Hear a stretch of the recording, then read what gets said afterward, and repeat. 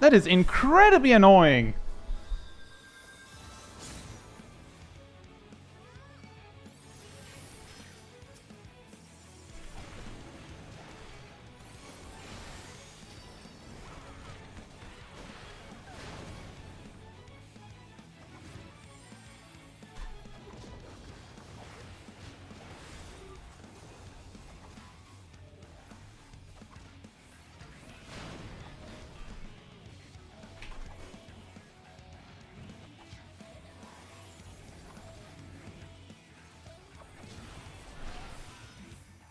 Hello? I think we're back. Oh, man. Can we, I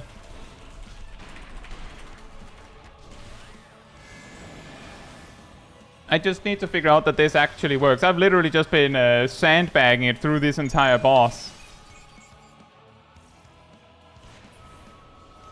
Oh, that's really annoying. Let's see if I can get the overlay to work.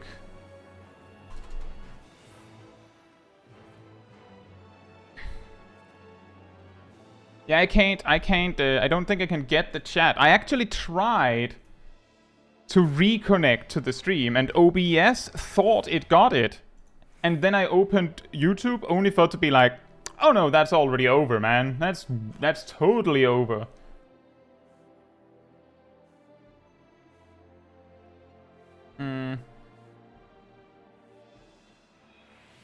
I don't know if there's any way I could protect from that in the future. Right, so what happened is that we went into the boss fight. I had like a massive frame skip. Like, there was like a full skip in it of like a second. And then I turned to OBS. OBS was working. OBS was observing that there was no data being sent to it. Like, zero, nothing.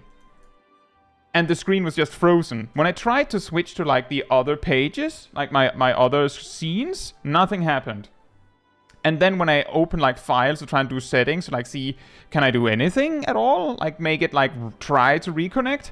Then it froze. Like, then it just died. So I just, you know, task manager, exit, and then I opened OBS again, tried to reconnect, because I know YouTube is really fast with shutting that down. Yeah, that was really annoying. I hope people can find their way here.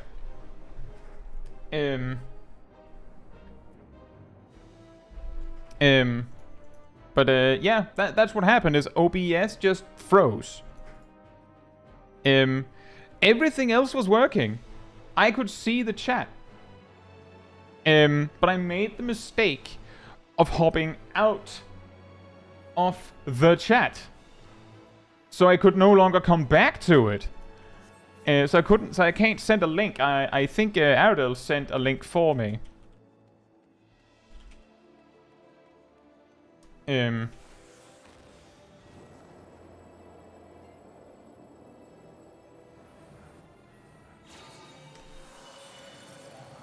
Man, that's really, really, really, really annoying.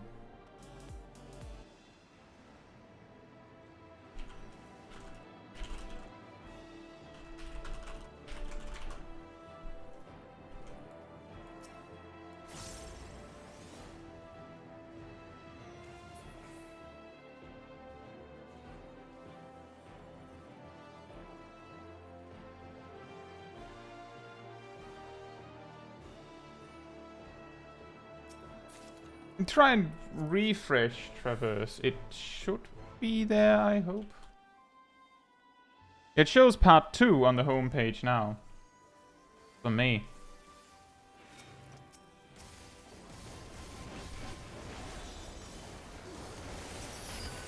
Never had OBS crash on me before like that. Hey Redlaw, hope you're doing well.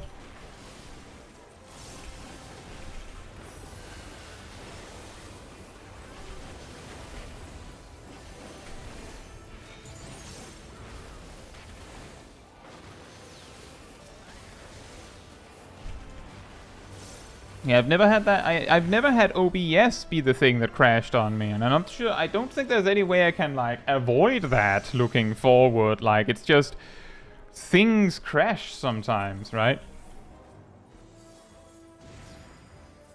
But yeah, I'm sure you you missed out on me basically just flopping around on the floor because I was trying to fix it in the middle of a boss fight.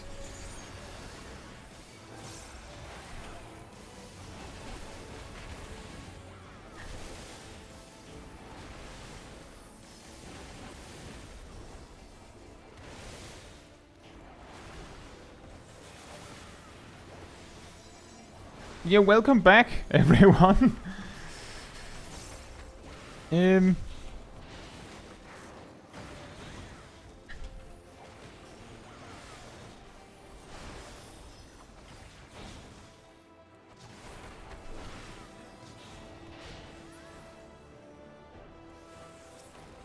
You know, it's close, Traverse. Like, my character was being... I think my character survived the majority of the fight because Lexi was just rescuing me around. It was quite incredible.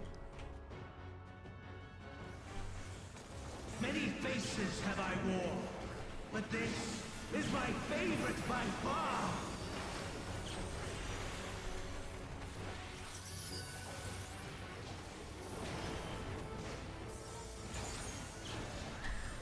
You will persist in this folly no longer.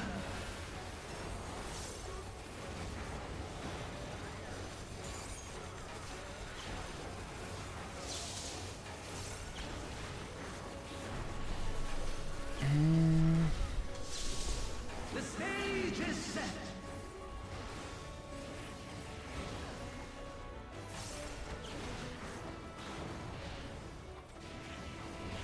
I'll just make sure to check once we're out of the dungeon if there's anything else that is wonky now. Oh, it's his right. It's his right.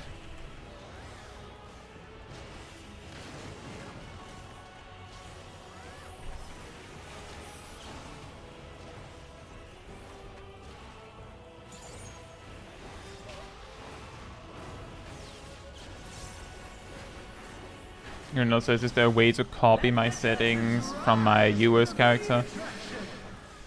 Yes. It's not as glamorous as you'd hope, though. You need to go in, I believe it is where, the default folder for where your screenshots are. If you go into that, like above that level, like your Final Fantasy XIV screenshots, notably. If you go there, there should be like settings for the individual character. But yeah, it is not very, very glamorous. What a boorish audience you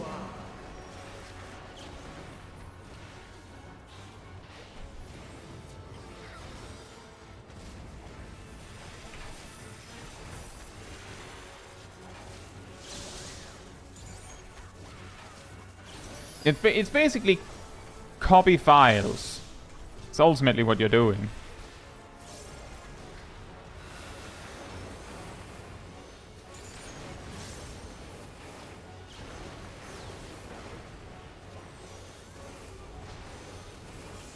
It was more to say that sometimes when people ask this, they're like thinking, is there a menu inside the game where I can do this?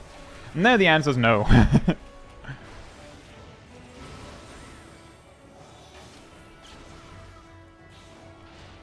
Yeah, the character file will have a code, not the name of the character, and the code is something that indicates like it's your first or your second character or something like that. Uh-oh. He's left.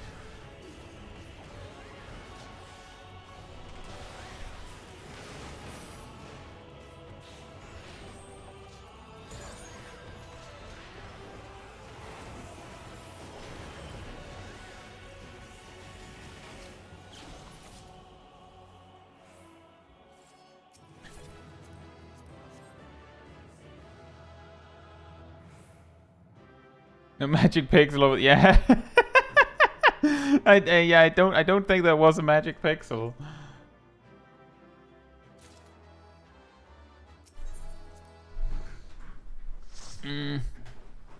Right.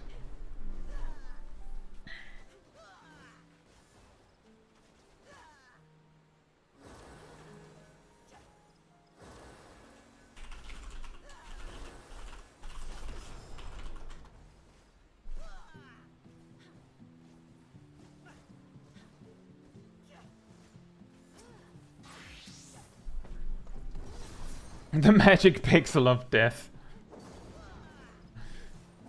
I mean, sometimes you have to test these things. Oh man. Yeah, what happened, just to reiterate, let me just see.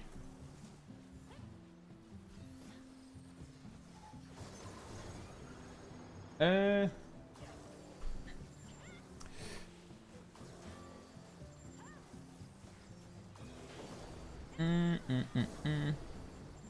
what happened, as I said, is suddenly OBS just froze. Just completely froze. And there was nothing I could do. And the really annoying part is then that YouTube just, you know, cut it off. And I don't think there's anything I can do to make it so that it doesn't do that. Or maybe there is.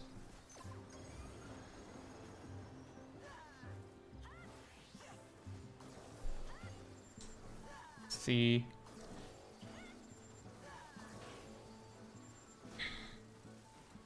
You don't actually have to schedule first. It's just it's easier to do it because if you do it in YouTube, you can just, you know, copy your settings from a previous stream and just continue from there.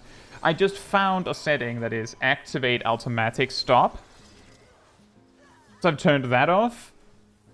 But that is, of course, really easy to do in hindsight, right? If I just hadn't done that, I might have been able to reconnect to it. Hey, Nikolai. Hope you're doing well.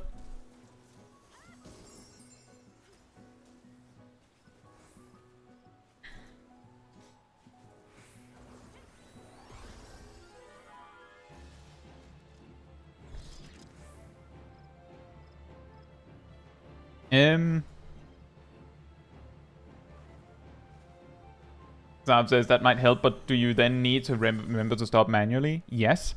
But the thing is, when I finish a stream, I click stop streaming on OBS, and then usually I just wait until YouTube shows that it's like waiting for data, like you know, the spinning circle thingy.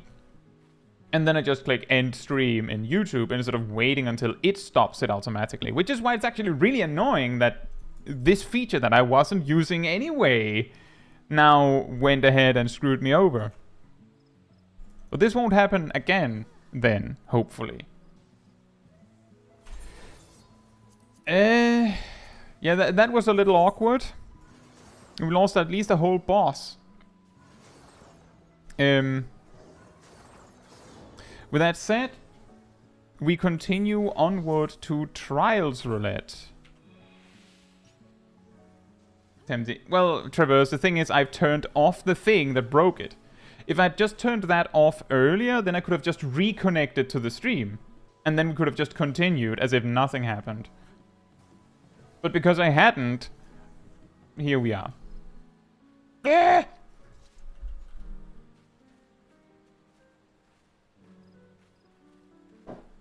Did you read the newest JP interview? Have you any thoughts on it? I don't know. I don't remember all of it. But if there's any particular things you were thinking of, I might be able to answer that. Hey Mia, hope you're doing well. The next thing we're doing... I'll take a step over to the side, by the way, but I guess most people here want to come. Next thing we're doing is Trials Roulette. If you want to come along, come on over here. Mia says, what are you doing? Well, we just had OBS crash, which is the reason why this is part 2 of the stream. Oh, we have a lot of people. Emia says, can I join? Like, if you come over, then I suppose, yeah, you could. I can see there's a lot of people that want to go. That you didn't see. Oh, I just put part 2 at the end of the name of this stream. But it basically just happened.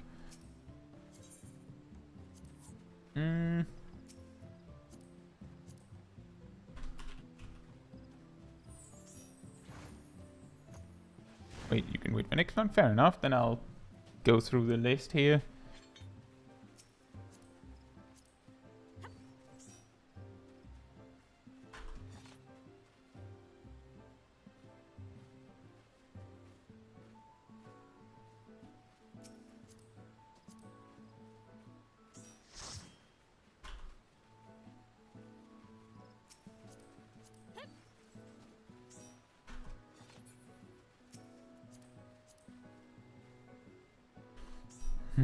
Yeah, Caetsu stream reloaded.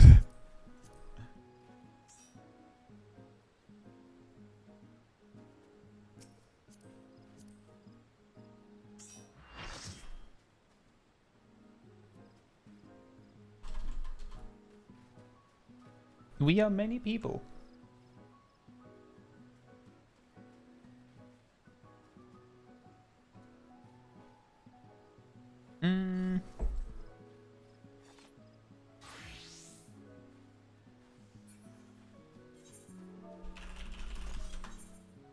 A stream reborn. Mia says maybe I can join group 2. There's a lot of people here, so there's a possibility that there could be a group 2.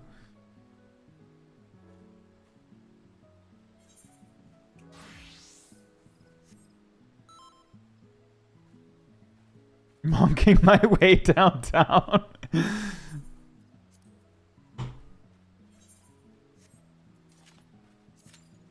Monking my way downtown. Thunderclapping fast.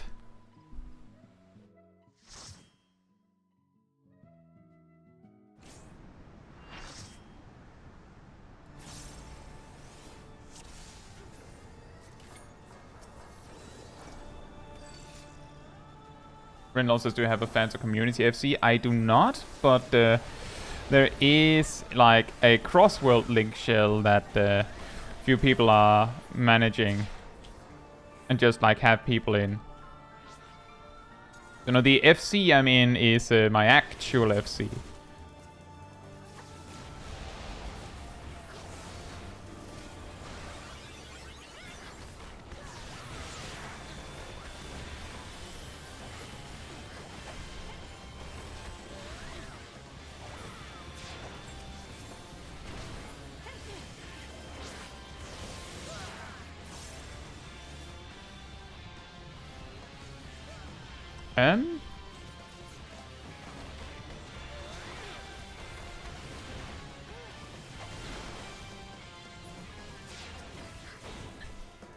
Why do the razor plumes have directions? Like they're actually facing a specific direction for positionals.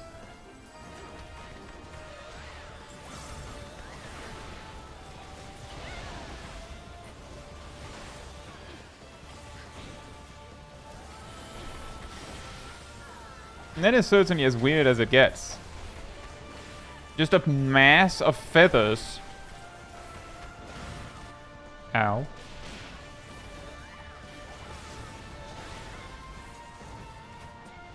Can we move her?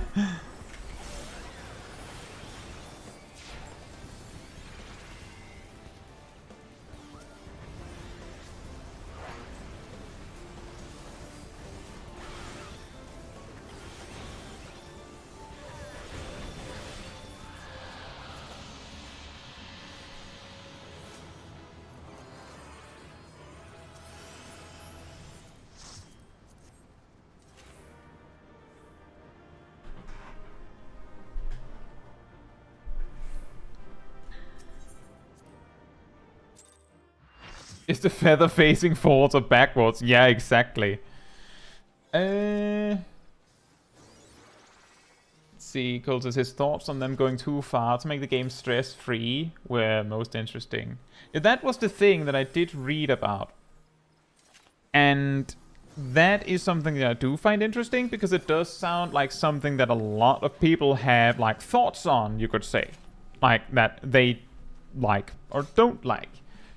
And And it is a complicated thing, because what he said, as far as I understood, was something to the effect of playing a game should have some level of stress. And what they mean by stress is, of course, not like a game being stressful, but more that there should be something.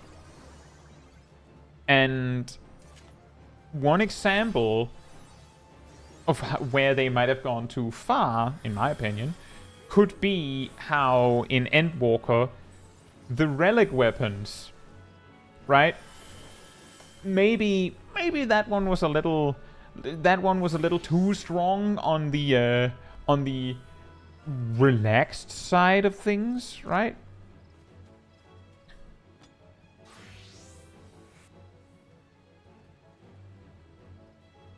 So I think that's maybe what it's more about. Not 100% sure, but maybe.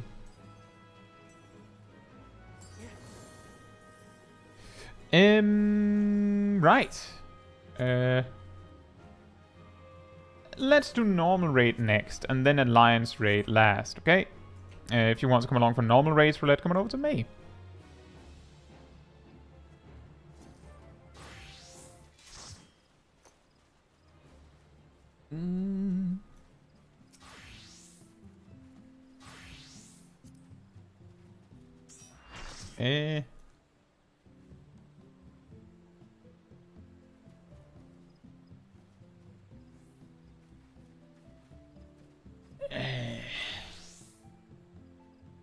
Well, now I'm back in. Do we have two that don't mind sitting out? Because I can to make sure that I can circulate like this.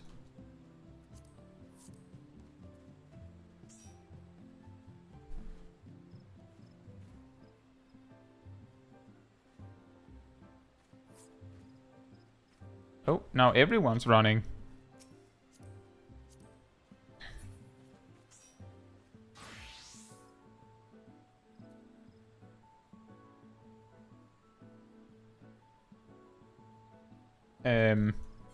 Now we're one person short.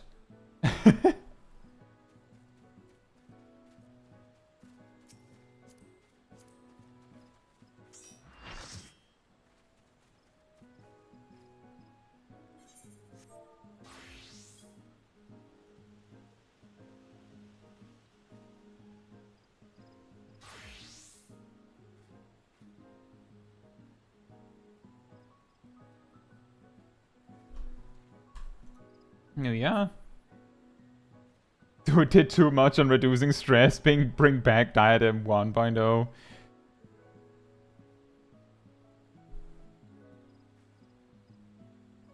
Yeah, indeed, Angel. And I'm sure that you're not the only one who's like, oh, it already ended.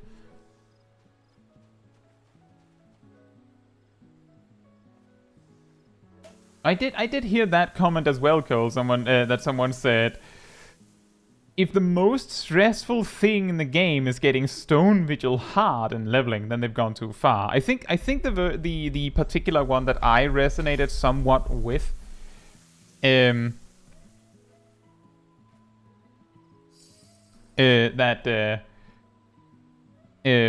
made a lot of sense was, if you're queuing for 50, 60, 70, 80 roulette, right? Hypothetically, you're queuing for 5, 6, 7, 8 roulette. And you're more concerned about getting, like, Sunken Temple of Khan hard, or as you said, Stone Vigil hard, than getting Pagel Fan. Then the game has, you know, gone way down in like that kind of stress or difficulty.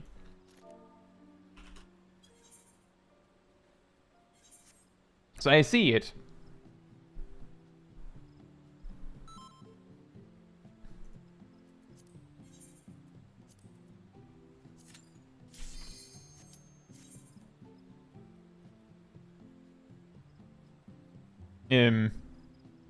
By the way, Angel, you could find the link.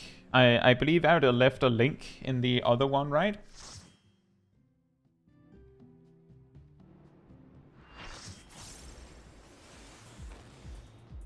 The wheel says, might be my faulty memory, but back in the day, things used to hit harder, it felt like. I mean, back in the day, we could do less things. What I think it was Bondi that said that in Heavensward, maybe a Realm Reborn or Heavensward, the highest potency action was 400. Like, the strongest attack was, like, either 400 potency or below 400 potency, right? Consider that. And think about the fact that Inner Beast, which warriors have at like level 35, is kinda in power, right? It's only 330 potency. Meanwhile, that is like above average. Like by old standards. Oh, this is hard. Isn't this the one that can just meme on you?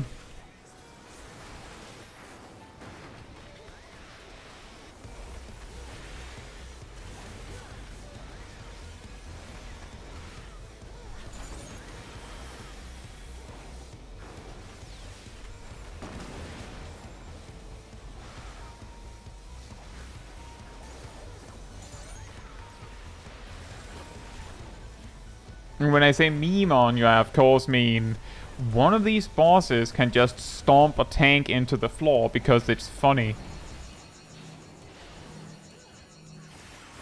Ah!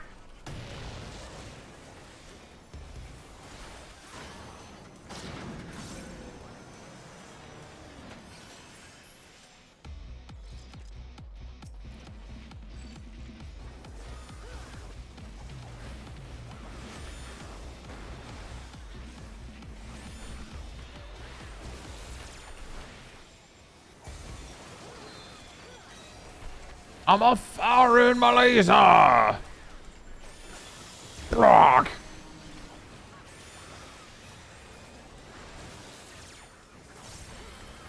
Yeah, exactly. Back in the day, AoE used to cost resources, so you couldn't just wall-to-wall pull like you can now. Back in the day, tanks actually had to choose to do less damage to get, like, enmity boosts and stuff like that. And back in the day, healers had less options to just, you know, heal and attack. Kai showing his internet age. What? What do you mean?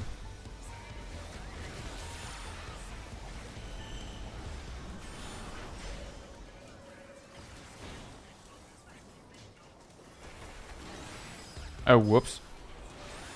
Took a little too long to think about that. Oh, the charging my laser. I'm a foreign Malaysia. That's a good meme, though. It's big funny.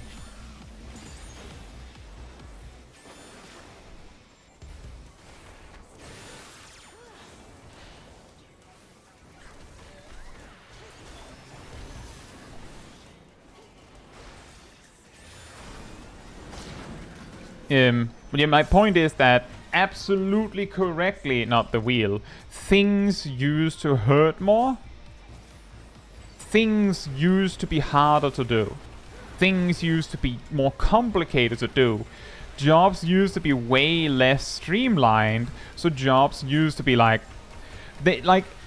nowadays we have like memes like the Ice Mage or the Balance Mage, like the Black Mage who just alternates between Fire 3 and Ice 3, which is even worse.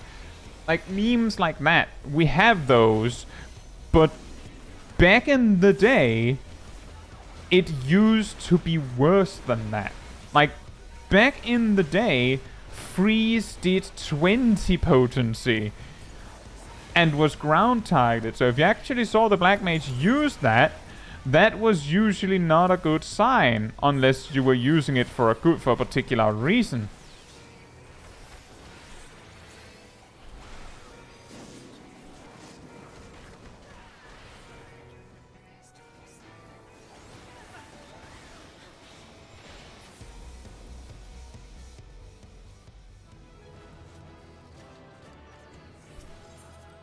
We did the thing.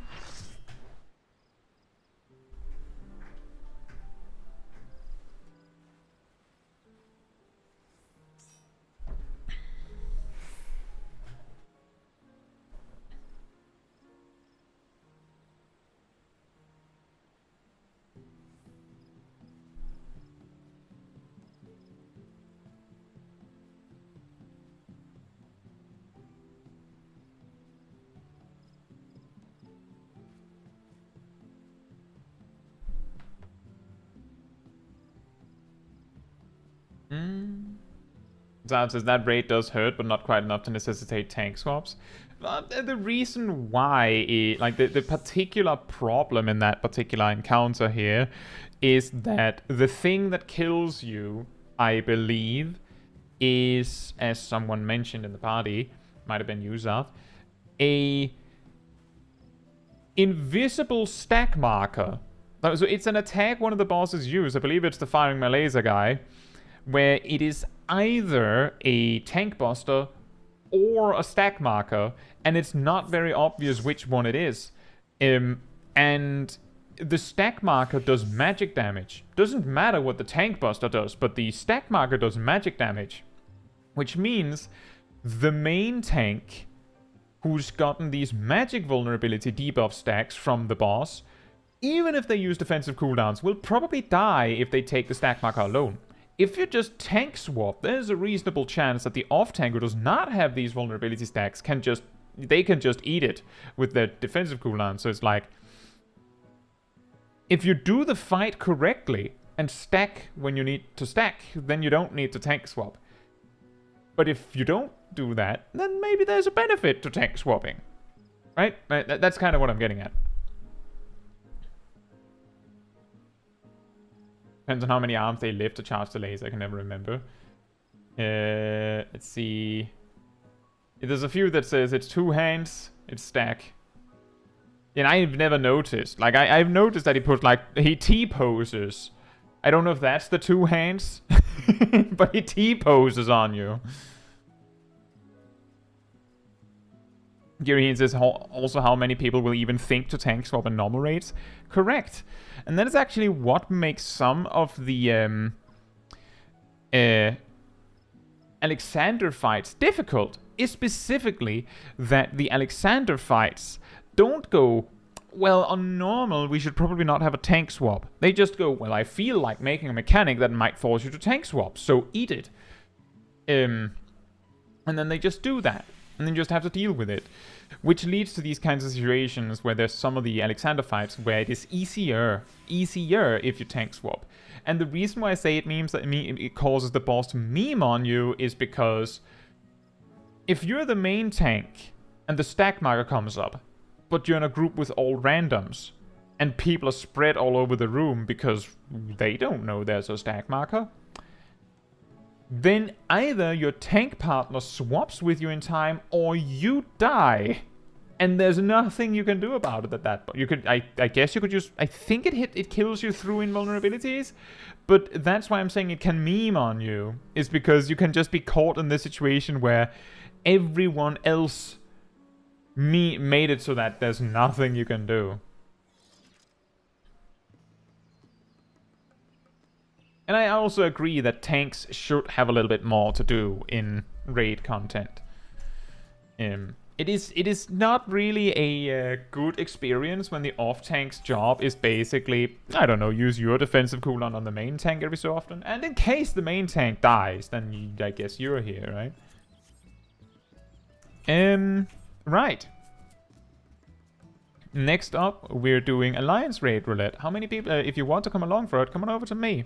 And then we'll see how many we are. We might make multiple groups and see if we can queue into each other. Yeah, blue DPS. Isn't that all tanks? I thought that was all tanks.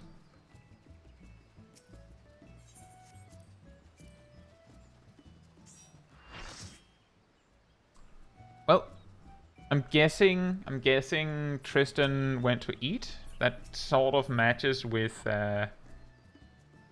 Tristan leaving and sitting over there. I believe it's around here that they usually go for dinner.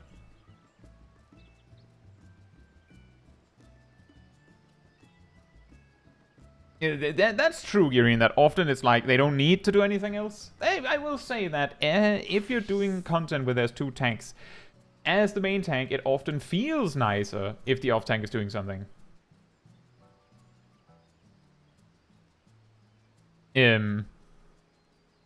Like there's this and that you can do. For example, if I'm off tanking in P12N, there's that intermission with the 4 ads. The way I usually do it as the off tank is that's when I turn on my tank stance, use all of my cooldowns and burst and make sure that I have aggro, and then I just use all my cooldowns because I didn't use any previously.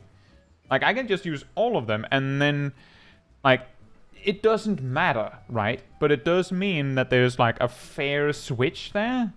Oh, he's the main tank. No, he's tanking the boss.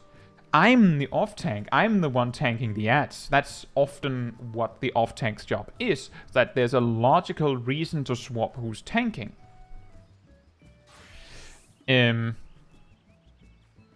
Should we make 2 groups?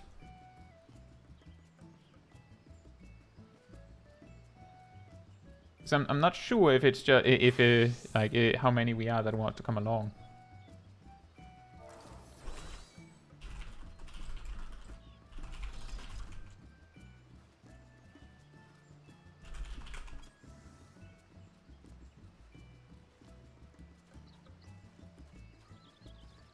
Not the wheels, as I understand people need to get through content and stuff, but I think we aren't doing people favors by keeping the ceiling so low. Yeah. I think the important thing here is if we keep the ceiling, or rather, if we keep the floor extremely low, where if we keep the floor extremely low, so that basically anything can do it, then the important thing is that either you make a natural staircase upwards so we can increase the floor, right? Or we keep it down there. That's kind of the problem, right? That's the real problem with keeping like the difficulty floor really low, is that if hypothetically, if we say that Lunar Subterrane is heckin' easy now, right? The final dungeon of Endwalker. Then it will feel a little bit like a betrayal.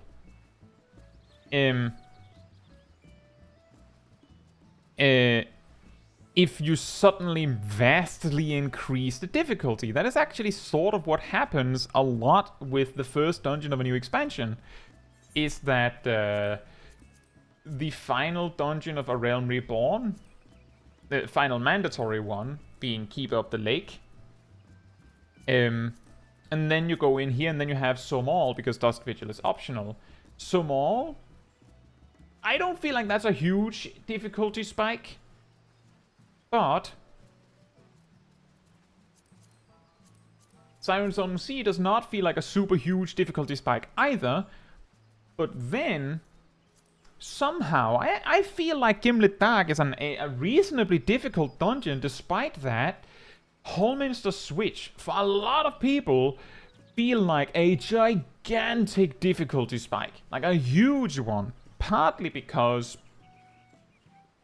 all this content from before Shadowbringers is in some capacity balanced around the old Final Fantasy XIV. Back when you had TP, back when you had tank and damage stances and all that. They've of course been adjusted since then, but Hallminster Switch doesn't have to make those assumptions. It's just, well, you just go full AoE, right? The tanks don't have to worry about all that. They just go for it, so we don't have to pull any punches. That's one part of it. Another part of it is Sages, for example, start at level 70, so that's one of their first dungeon experiences. And interestingly, Tower of Zod has a similar experience, but in comparison, Matoya's Relic is one of the easiest dungeons, like, balance-wise. It's really undertuned, in my opinion. And Pagelthan, like, It's harder than Matoya's Relic, but it's not very hard. Tower of Zod, on the other hand, is a lot harder, right? Right, with that said, I will queue when it says 8:20.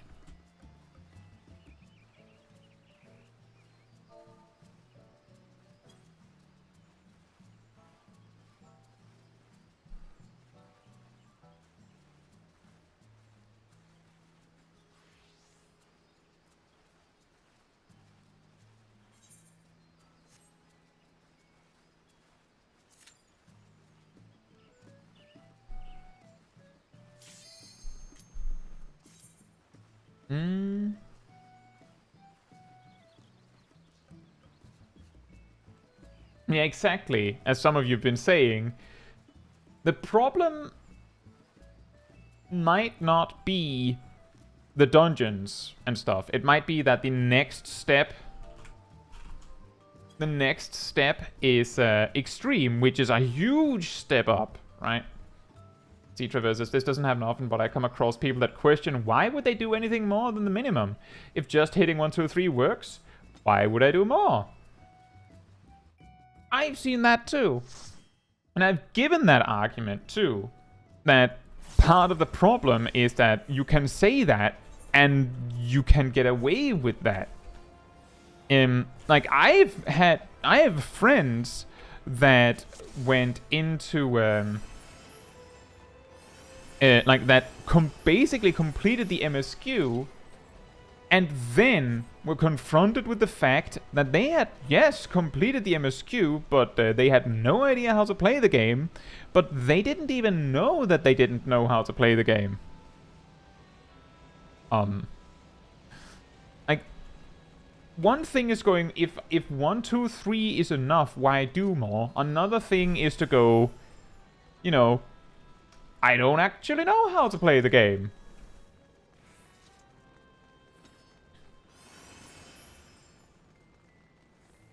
Why would you make it? Why would you want to make it more inaccessible though for people that are less into MMOs? Well, Renlaw, the key here is if you're not into MMOs, why are you playing Final Fantasy XIV? The answer is that you are a little bit into MMOs, right?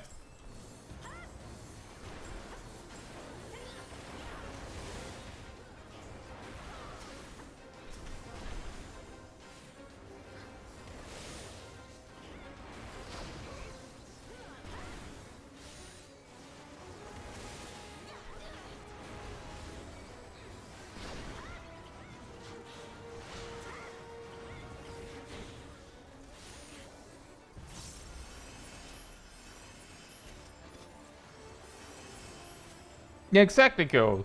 That is kind of what I was getting at too, is that casual content has been reduced in difficulty to a point where we might need a difficulty between, you know, the casual content and extreme.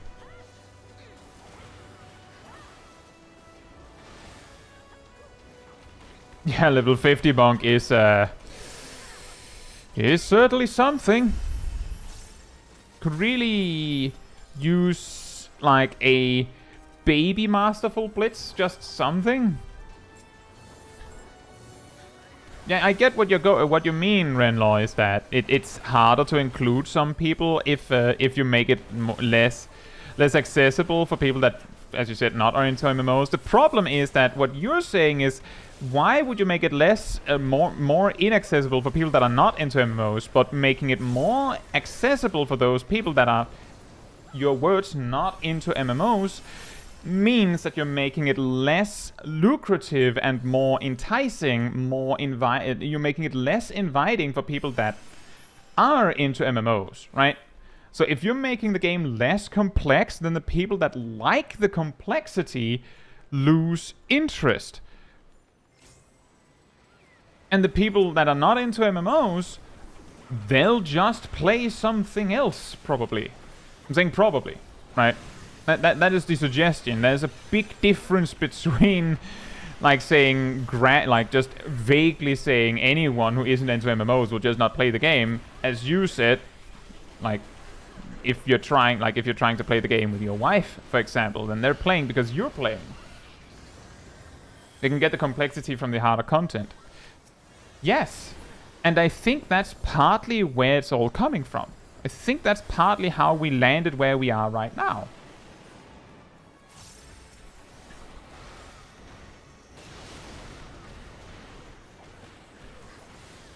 Why? We just dealt with it, no problem. Why? Why are we moving the dragon to Narnia? Did you put Aslan over there? Do you need the dragon for that? Is he that scary? Is it the witch? Is she over there? Why?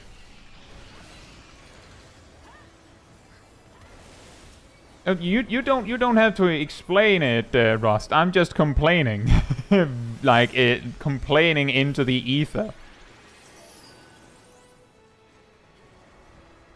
They're taking the dragon to Isengard. Renlon says, why do you pull the dragon over there? I believe the reasoning is then the skeletons have longer to run. That way you can get away with ignoring the skeletons. And then just say healers adjust. But that doesn't work that well. But if you just place the dragon in the middle, you can just AoE, just have the entire raid AoE on the dragon will die about as fast as normal, and the skeletons will also be dead. So it's just, there's no reason to pull him to Narnia. But it is a strategy that has existed for so long that, for so incredibly long, that it is a tactic that might have been needed at some point. But it has not been needed, since Shadowbringers, possibly. But it's stuck. It has stuck so hard that people can't knock it. And part of the problem is also that a lot of players don't actually understand how the fight works. So they just they just do this because it seems to work. It's like some sort of voodoo magic. It just, if you do this, then it works. So we just do this because it's safer to do it than not do it. Oh man.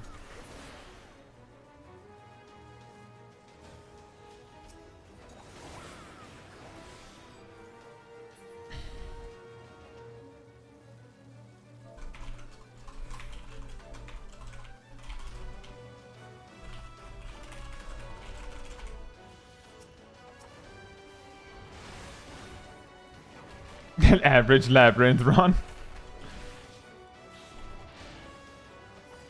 But yeah, that's kind of the reasoning, is that it's just people don't quite understand how the fight works. So they just kinda do the thing.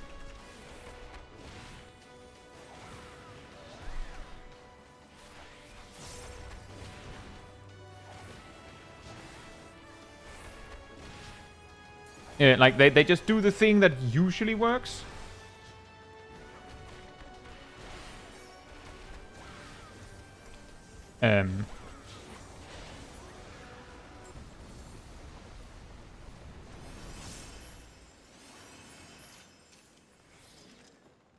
Not sure what I was getting rescued for.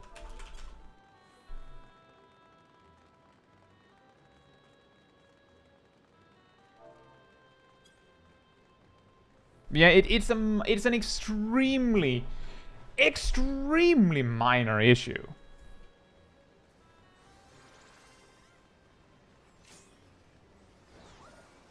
So that's why it's usually not getting resolved, right? The boss is easily beaten. Easily beaten. So who cares, right? The thing is that the people that pulled the dragon to Narnia are doing that out of concern of safety, right? But the reason you do it is actually partly for optimization, I think. But I don't think people actually entirely know anymore. I'm not sure. I think there's a lot of people that do that tactic that don't know why they do it. than people that do it that know why they do it.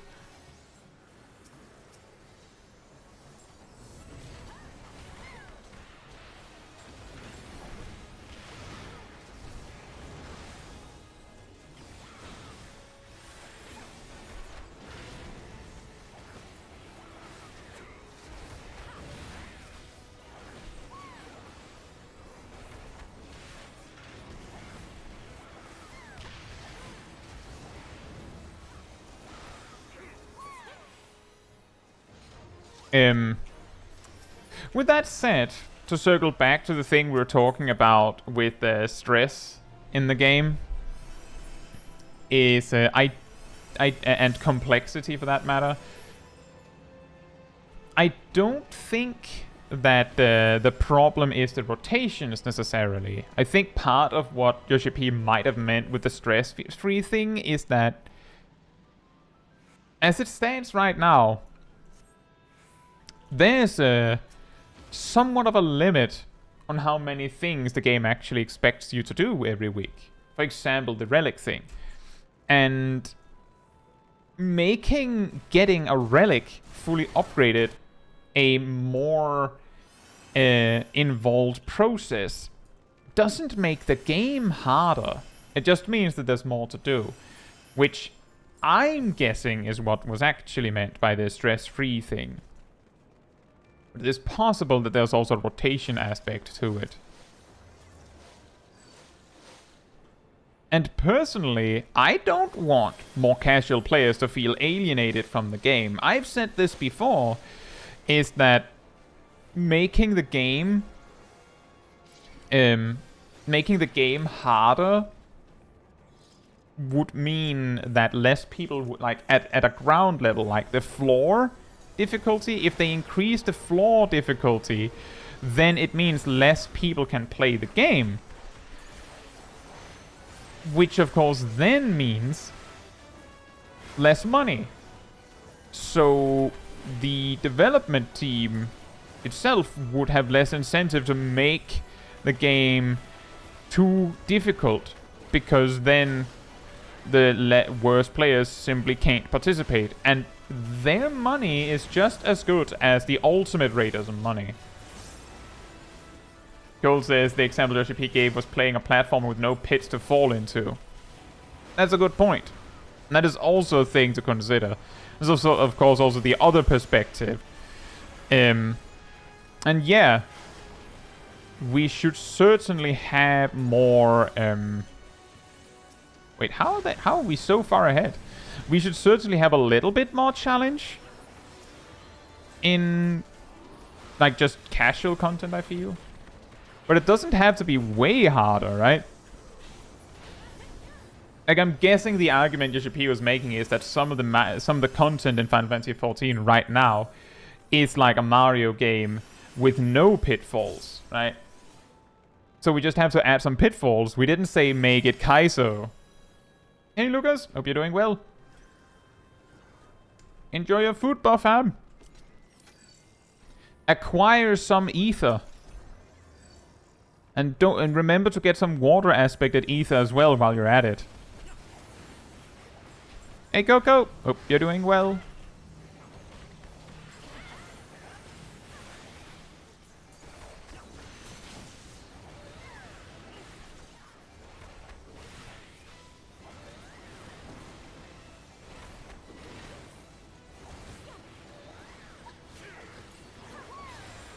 Ew.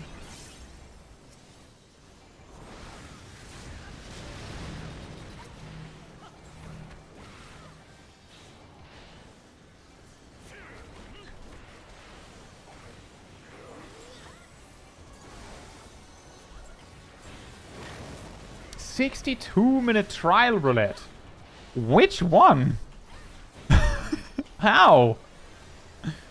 On the crystal. Oh dear. I can see how that would happen. Like, often when a trial roulette takes that long, it's because people have no idea about the fight. And Mother Crystal, I think I've done that fight like 3 times.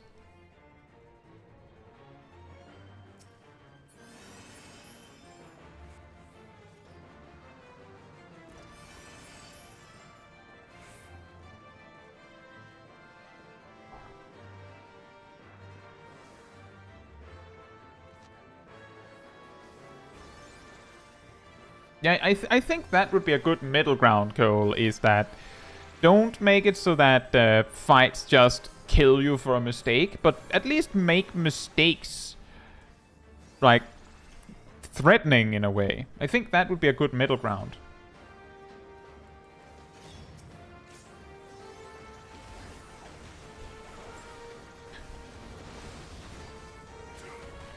But it is hard with knowing what would be best for everyone. Because the sheer, like, the difference in how the game is experienced to some capacity between the most hardcore players and the most casual players is like, it's like one huge valley, right? If you do exactly what like the most hardcore like ultimate raiders want, then you get something where potentially casual players can't even participate. Like, potentially. Meanwhile, if you get exactly the kind of things that the most casual players would like, then the most hardcore players don't get any content. Potentially.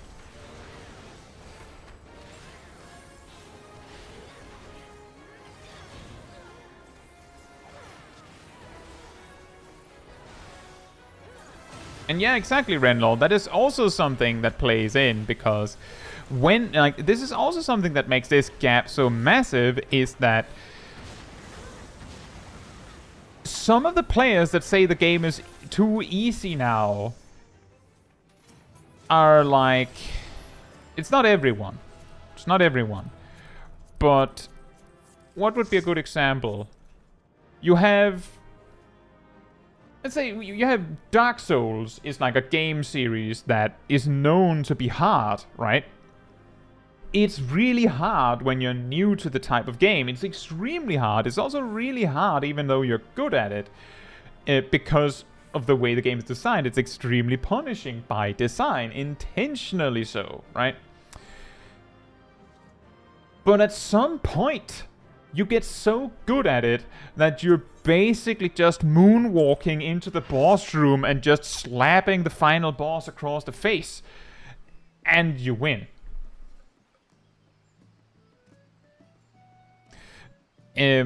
Because you're that good. The reason why this is less visible in Final Fantasy XIV is because Final Fantasy XIV has a lot of different difficulty content, which means that you could have gotten that good. It's also possible that you're just playing easy content. But you know when someone is extremely good at like a Dark Souls game because they beat the boss that most people had difficulty with, right? But to get to that point, you need a lot of experience. And Final Fantasy XIV is a decade old. Just around, like, since A Realm Reborn, right? So there will be players that are sitting here like, grumble, grumble, A Realm Reborn was better, it was harder. When in reality, yes, it was probably harder, but it might be for different reasons. Like, it's like the old school MMO idea where there's more gearing, planning, rotations were jank, weird things to watch out for, mechanics weren't well explained, bosses do weird stuff, weird lag and latency problems, all sorts of weird jank that made it so that yes, the game is harder, but then again, consuming a bowl of milk with a spoon is easier than doing it with chopsticks. Right? So that's why it can be hard to find the right middle ground, because when we say, is this hard? Some players say, no, it's easy, because I'm good at the game.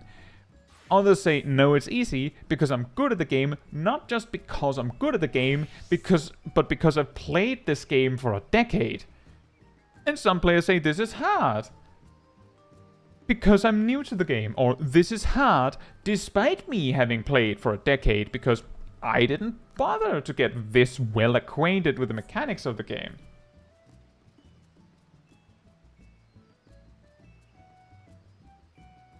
Traverse says, I've heard a few players argue healers are there to cover my mistakes. This is a potential place we're moving towards. Because we are in a situation where it feels like a lot of content in Final Fantasy XIV, like more casual content especially, DPS and tanks, and a little bit of healer help, and you're basically fine. Which means that any extra beyond that, some players might argue, well, that's why we brought the healers, which is absurd. But you get the idea.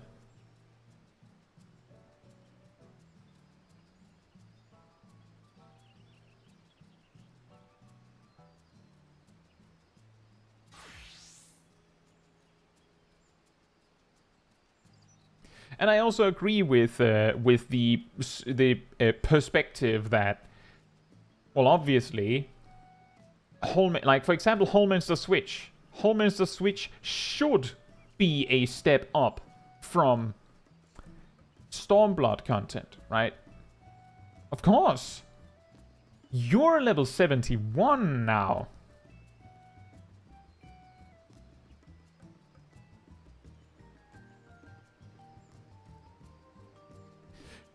So, like, it makes sense. It makes sense that the game should be gradually becoming harder. And I would say that it has. It's just that there are maybe some numbers, some places, that haven't been scaling hard enough. And then the skill level of the player outpaces the difficulty of the content, if that makes sense. I would say that the fact that you can beat Final Fantasy XIV's MSQ from start to finish without understanding how your job works, which is especially possible if you're a DPS,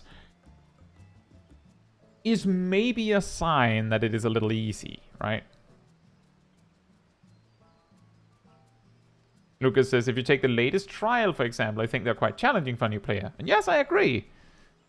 Like, a really good way to, like, see that there's a gradual increase in difficulties to just, you know, say, okay, well, how does Bowl of Embers hard work? Not only is it a really short fight because of power creep, but it doesn't have that many mechanics. Meanwhile, we have something like Storm's Crown. On normal. Just on normal. It has way more stuff that can kill you. So there is like a gradual increase in difficulty, but we can probably agree that it might like not be scaling fast enough. For some players at least. Cole says, is it unreasonable for people to, one, know mechanics, and two, be able to execute them to clear content? Even if the mechanics are easy, that's fine. I don't see why a game would ever be balanced around players not knowing what they're doing. What's even the point? I agree. The argument there, I think, is if the game is balanced, if the main story, which is the, like, obligatory part, is assuming that the players might genuinely not exactly know how their toolkits work. That's,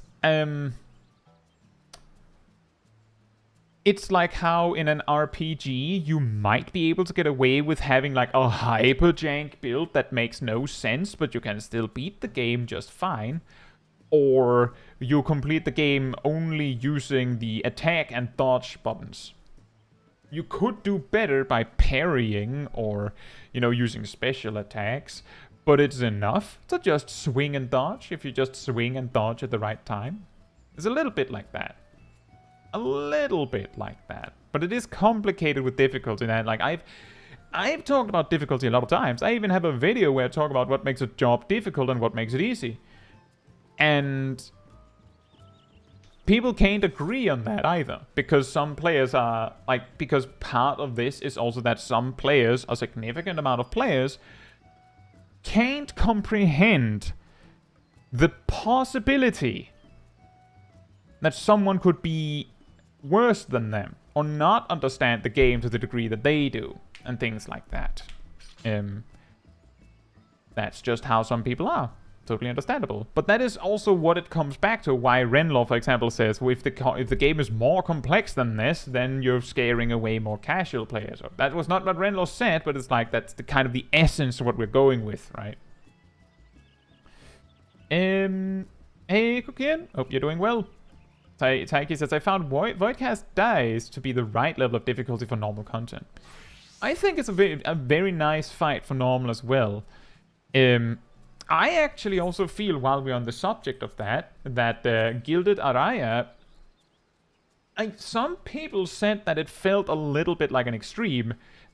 Not an Endwalker extreme, but that is actually a good start, because that means that we have a fight that is like placed somewhere, like difficulty-wise, like difficulty scaling-wise, somewhere between normal and extreme. Which is good, right? Like, then there's something to like, there's another stair, like another stair on the staircase up to the high difficulty. And I will also say, I believe it was Cole that said it before, that people might be putting extremes a little too high on a pedestal. It's not as hard as people make it out to be. But this is like also like a result of this massive chasm between normal content and extreme, is that if casual content, hypothetically, is so easy that you can beat it without understanding how your job works in the slightest. But the extremes are like, oops, you did one fatal flaw, you're dead, and it's a wipe. That, like, you can probably see that there's a problem there, but how do you make something in between? Renlaw says, isn't there hard between normal and extreme? Not really. All trials and dungeons labeled as hard are just round 2. Like, for example, like, War Leader is hard. There is no War Leader normal. It's just round 2. It isn't actually a difficulty between extreme and normal. And most dungeons, actually all dungeons that have the hard label, is just the same dungeon, but with different mobs in it. So it's actually, it has nothing in common.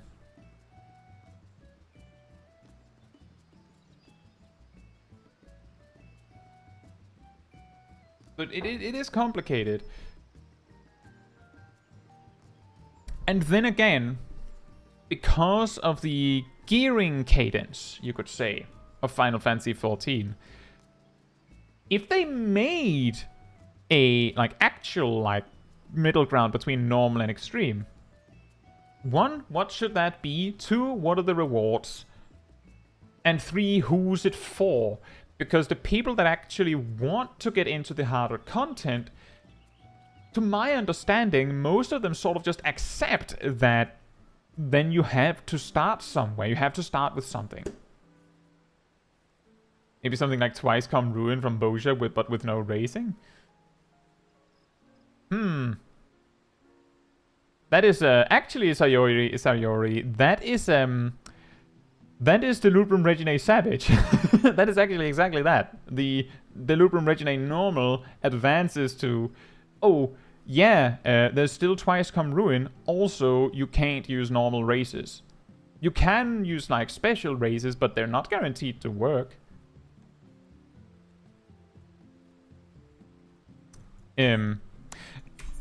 But yeah, difficult is complicated, and I think the biggest reason, just to finish on this entire like side quest here, this bonus tea time, the biggest reason why there might be no point in making like a middle ground between extreme and normal is because the players this would be for are already the target demographic for extreme, right? It's just that it would just make the jump a little smaller initially. But the people that want to do this hard content are already in the business of doing like more coordinated stuff. So it's just that the jump from casual, which is on the verge of no coordination. Like, the coordination happens on the fly because the mechanics are designed to handle that. To you might have a presence of coordination in extreme is massive. Because just the presence of it and not presence of it, like, it's like a toggle almost. Hey Arya, hope you're doing well. Right. Next we are doing P12N. If you'd like to join for that, come on over to me.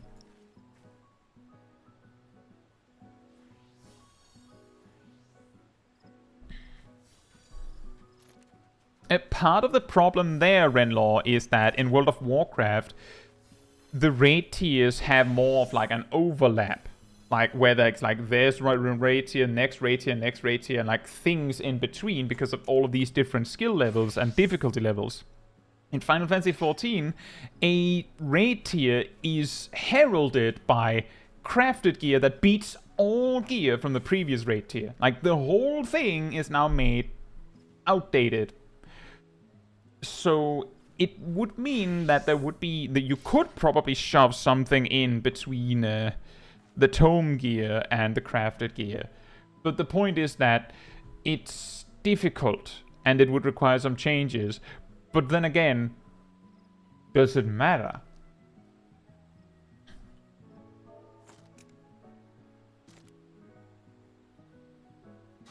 We do have space for 2 more.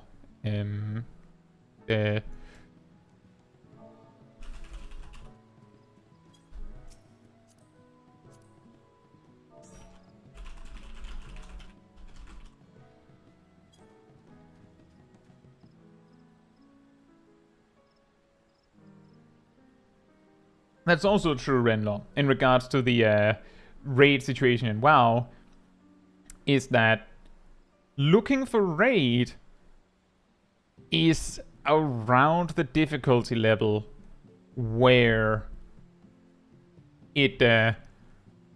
where it's like there's no necessary coordination. You just kind of wing it.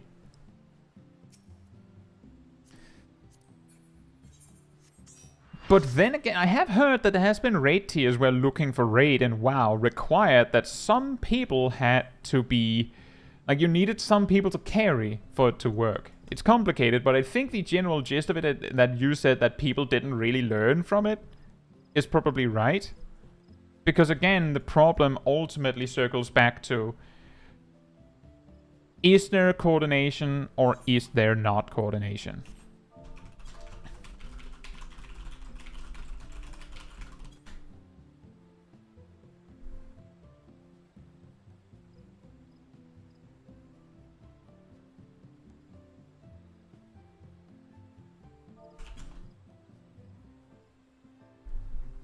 So that I think that might be the ultimate like chasm here, which is why we keep circling back to the difficulty difference between normal and extreme, because maybe the real reason,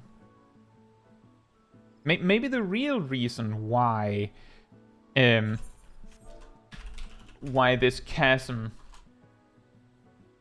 seems to keep expanding is because casual content is increasing in difficulty from a casual standpoint, and like extreme and savage content is increasing in difficulty from an extreme and savage standpoint, which means that there's more and more expectations to coordinate well in the hard content where you're supposed to coordinate, whereas there just never will be the expectation to coordinate in the casual content. Which just like puts like some sort of ceiling on how difficult it can become, right? I don't know. There's also like other factors such as just the individual person's mechanics could be harder.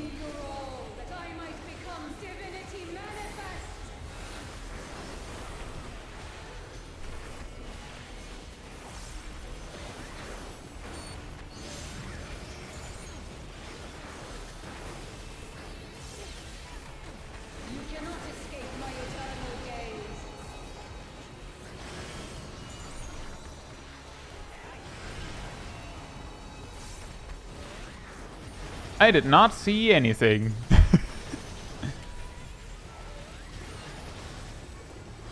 Somehow I made it. I was very focused on my opener.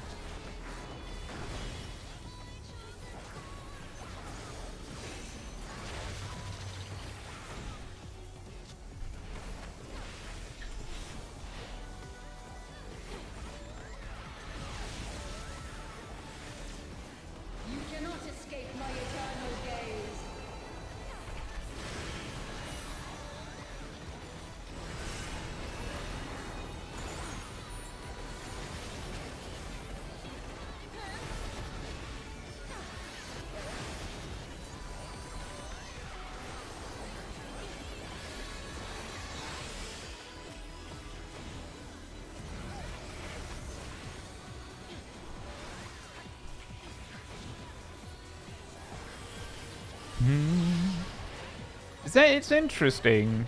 I've sometimes talked about UI settings, right? And something you might sometimes look at my UI and say, why do you have all of your information up there? Like, a lot of information that might be important isn't where it should be. It's actually a non-issue for me on most jobs. And one of the jobs that it sometimes can come up and become a problem is specifically Monk, because there's too little time for me to check everything in between GCDs.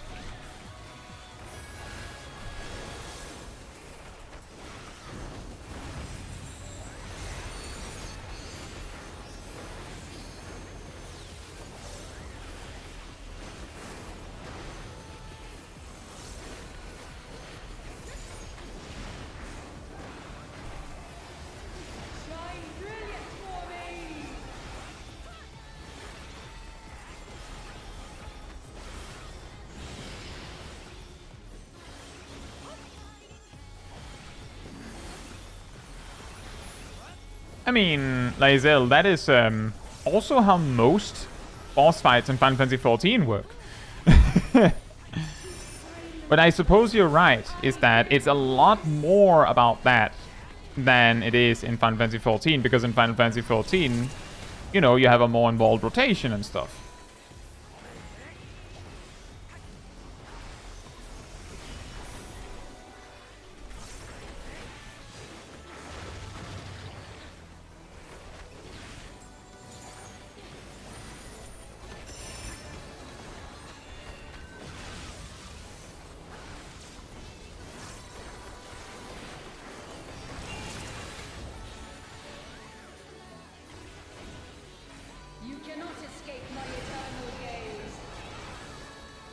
Oh, fair enough, Lae'zel. The story is that if you compare, like, WoW boss fights to Final Fantasy XIV,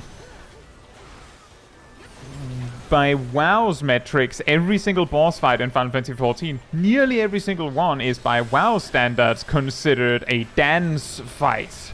Which is, like, close to what you're saying that Dark Souls is primarily about, like, understanding the dance. It's just that in Final Fantasy XIV, there's also the factor of doing a,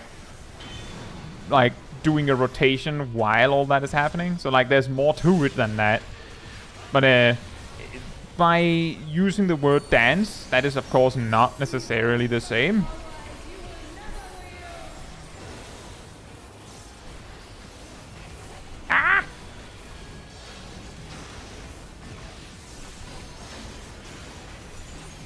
It gets complicated because it's MMO lingo starts to get a little convoluted at times.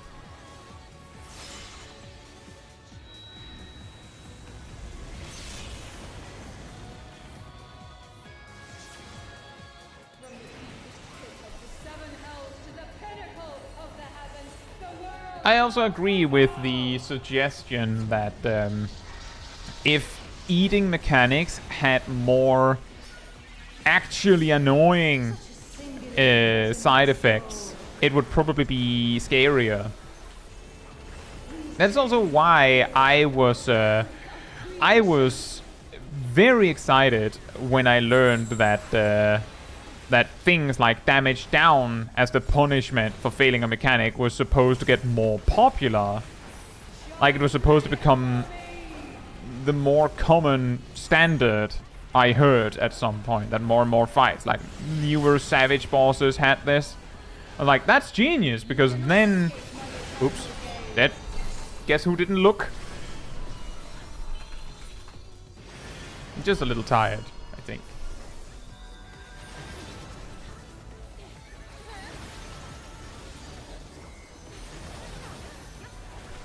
Today, my theory shall be proven as fact. Beautiful.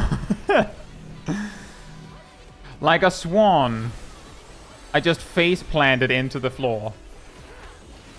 Tremble. Yeah, I thought I was standing at the correct one, so I just stopped looking for it, and then I realized I was not standing at the correct one. I was actually standing at the exactly wrong one. Like the most wrong one. But yes, exactly as I was trying to say before, is that... And this, like, the reason why I felt that making the punishment for failing mechanics things like damage down instead of vulnerability stacks.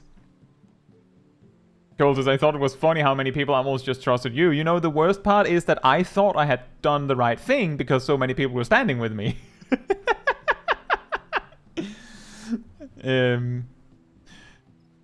So, yeah, doubly so.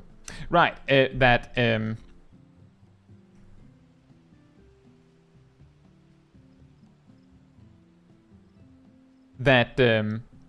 if the punishment for failing a mechanic is a vulnerability stack, right?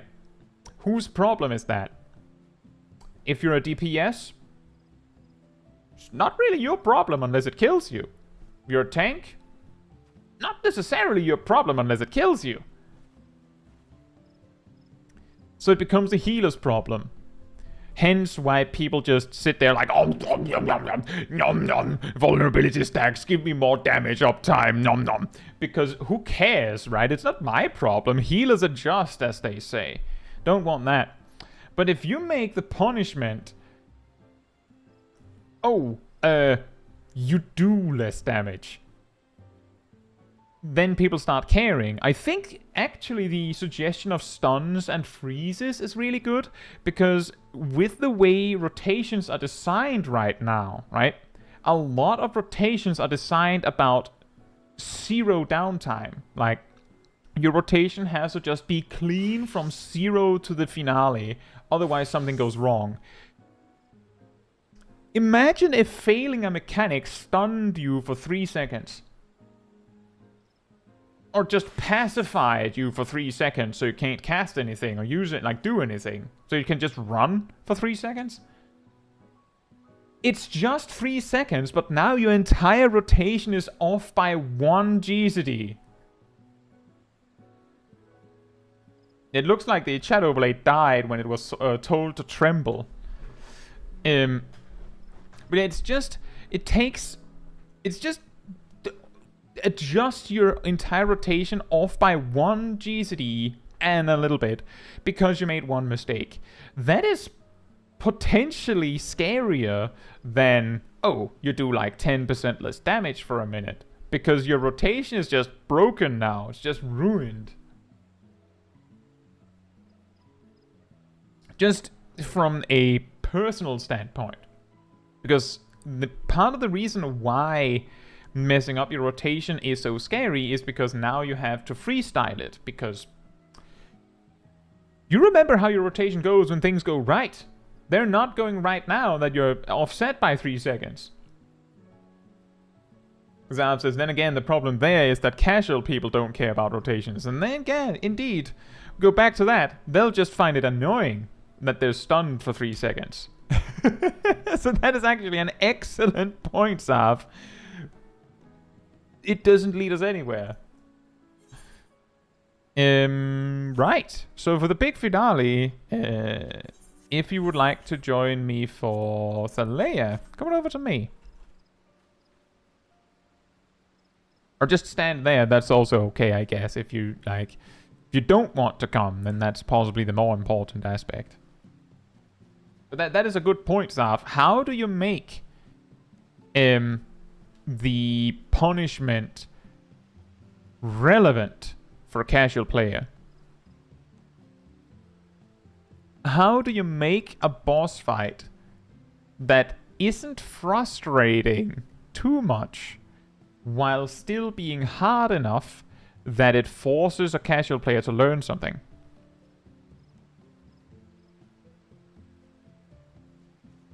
Exactly, you really can't without a notable DPS check. Like, I think I've talked about this before. In that, how do you make a DPS player realize how to use more of their toolkit without it just leading to them giving up?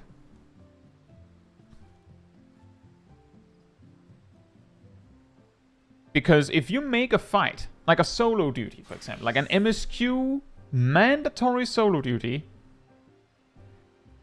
and you put a DPS check in it. There are solo duties with DPS checks in them.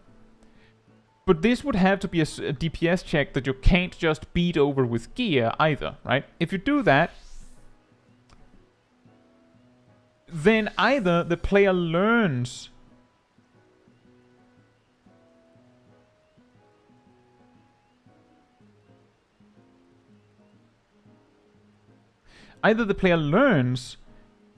how to do this and beat it, or they go, this game sucks, and then they quit. Renlo says, why is the conversation make? Either they want to find someone to explain it to them, what they can do. The reason why we say, how do we make someone do that, is because, well, obviously, if it's optional, then the players are just... then there's a significant amount of players that simply won't. There's nothing really inherently wrong with that. Not really. It's more so that some players don't like that the average skill level is where it is. Let's say that. Right. But that is also why I keep saying that. Like, that's why I specifically circle back to, how would you teach someone how to do their rotation and like how to do more damage? How would you teach someone how to do more damage if they don't know to ask? The way you do that is to present something in front of them that requires them to learn it.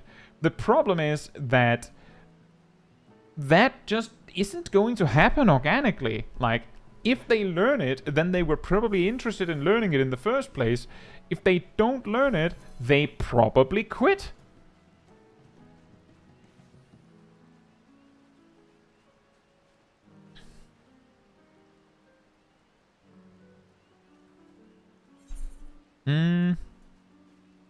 How do we have, like, how many people do we have that want to go?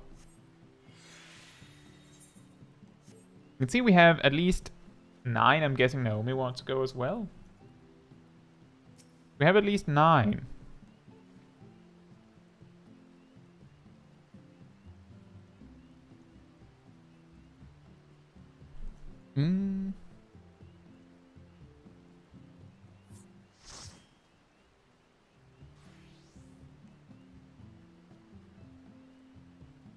Well, this also works, I guess. Now we're back down to 6.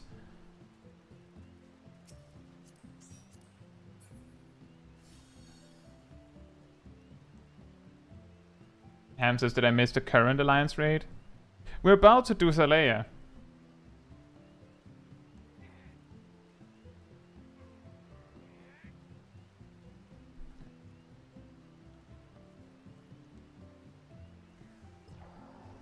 Not the Wheel says, it's not about toxicity. You want people to graduate, but you can't graduate if you never learned. Emi says, I was going to do group 2. Well, we lost 2 people from group 1. But we can also just have 7 people in group 1 and then some people in group 2. That also works. I just need to know that you're doing that then.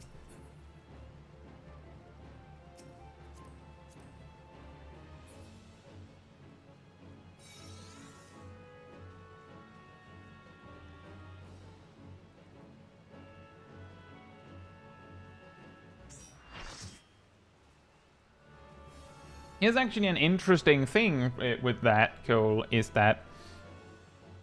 And I made a video about this. The fight with Venar... For some jobs, note, not all, some jobs, it is like on the verge of impossible for the average player. Like, it's actually extremely hard. Some players, yeah, exactly, you did that on Black Mage. That is the one considered impossible. Some players will deal with this by learning it. Like, and figuring it out, and then beating it. Other players will just go, oh, if this is easier on White Mage, I'll just play White Mage then.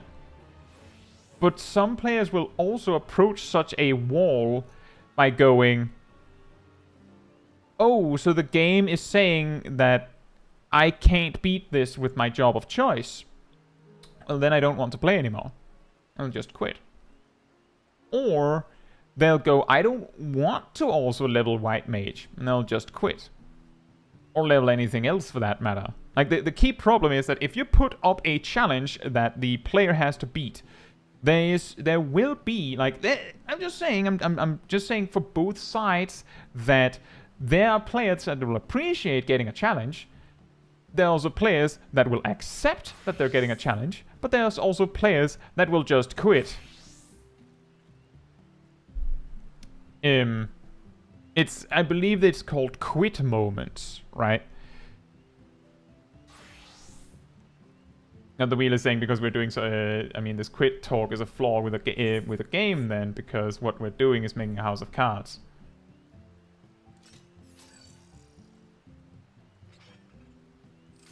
Blau Style says the problem is to be careful about pushing people too far into one or the other direction. The player spectrum just can't have a duty with multiple people, with everyone having different expectations, and that is true. And I think that might be where this actually, like, culminates. Is that some players play Final Fantasy XIV because they like to dress up their character. And they might do the MSQ to, you know, to do that. Like, they like the story. But they might not be good at the game. Like, at all. They genuinely might just be terrible at the game. But they can also enjoy the story because of the difficulty of it. But it, of course, has the result of making a situation where sometimes these players might feel like they want to do expert roulette because tombstones, right? Maybe they want a relic weapon. But that doesn't make them better. Meanwhile, the players that are, you know, going full blast and know exactly how to play the game, they're extremely good at it. They're incredibly good at it. They're very tired of those white mages that only cast Cure, or the tank who doesn't know how to do a wall-to-wall pull, or the DPS who sucks, or whatever, right? And it gets, of course, maybe a little annoying. But it's the difference between whether an expert roulette takes 13 minutes and 20 minutes. Still probably going to beat it.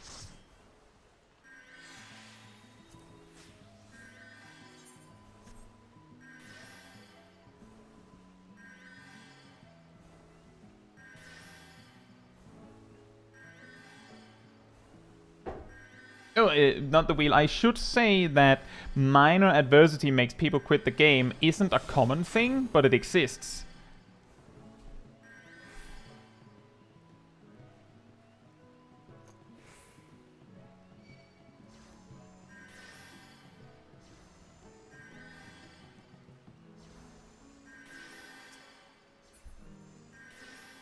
Right then.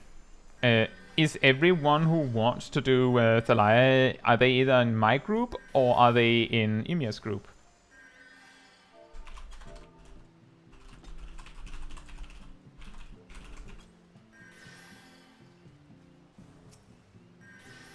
Say something in game if you're not in a group and you want to be in one.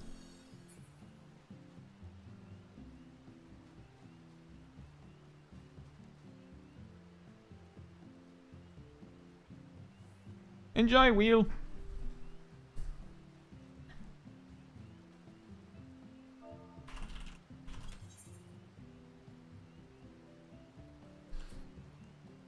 I think we'll do it like this. Then we have 2 different size groups. That's fine.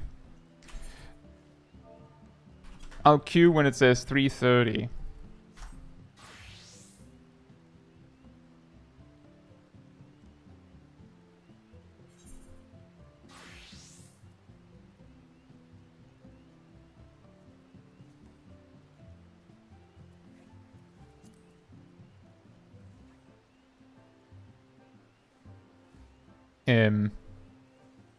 But yeah, it is difficult with difficulty talk. Uh-oh. We might not have landed in the same group.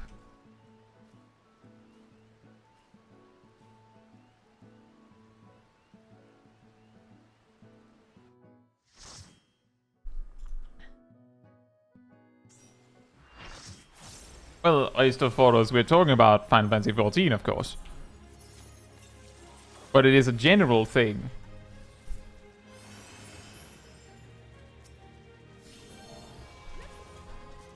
We did land in the same one. It's just in general discussion about like meeting in the middle. Cole says, have you seen the video why it's rude to suck at World of Warcraft? You know, I actually have a video called something to the effect of why it's okay to suck at Final Fantasy XIV. You might wonder what inspired me to make that one.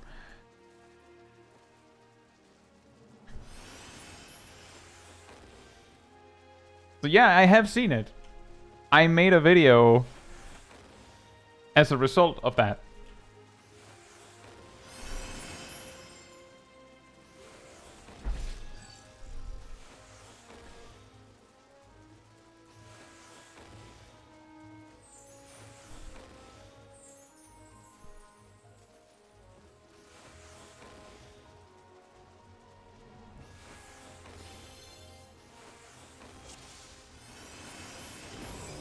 Come, mortals. Make your way through our watery sanctum. Yeah, exactly, Blaustall. That is actually a really good point. Is that you can make the game have easy mandatory content that everyone can beat. And then just, you know, for example, add the difficult content later. Or like as optional content. And that way you can satisfy everyone. Everyone's happy that way. Whereas if you make all of the content really hard, then you will of course lose the players that can't deal with the harder content. I'm guessing it's something like that you were thinking of. Because like the hardcore players will beat the easy content just fine so that they can enjoy the hard content. The casual players cannot beat the hard content. So they need the content they have to beat to be easy so that they can also participate.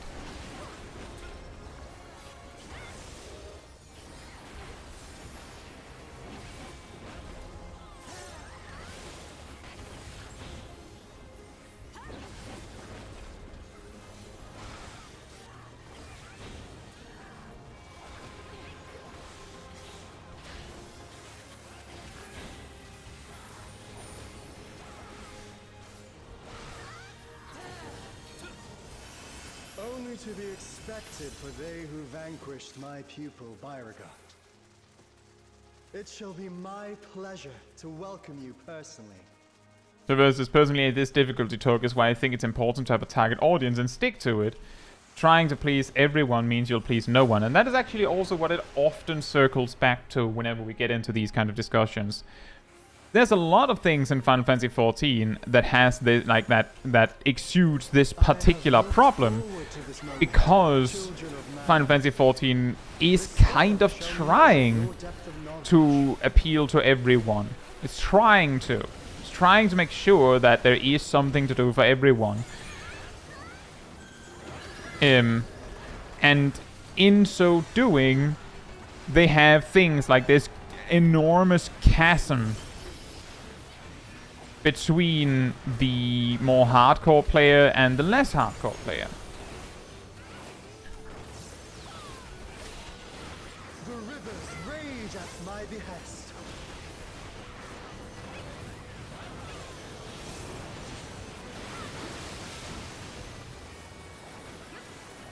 Not all knowledge is wisdom.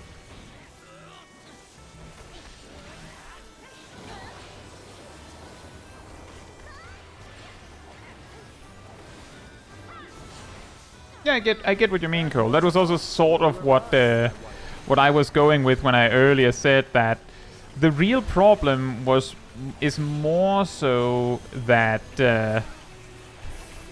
we have this weird situation where it feels almost like the older content is more threatening than the newer content for some reason, that the difficulty hasn't been able to keep up.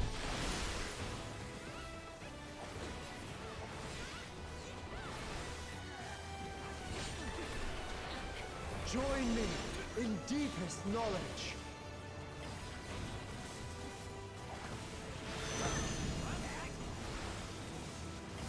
Let flow the waters of your mind. The waters of your mind.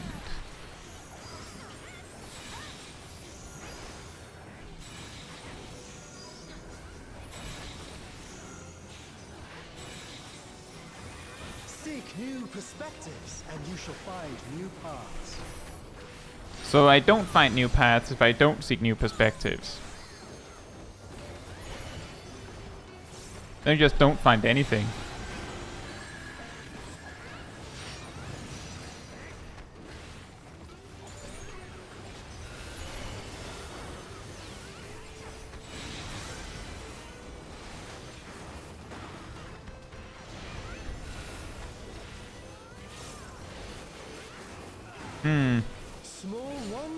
Yeah, my cooldowns have really gotten wonky right now, so I'm kind of having some trouble with my rotation as a result.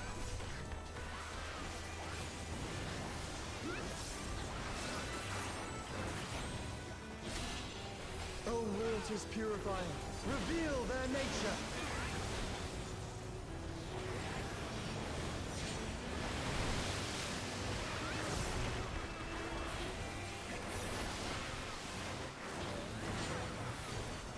Tis time for a test. Yeah, that's a good way to say it. The damage hasn't been able to keep up with our ability to deal with it.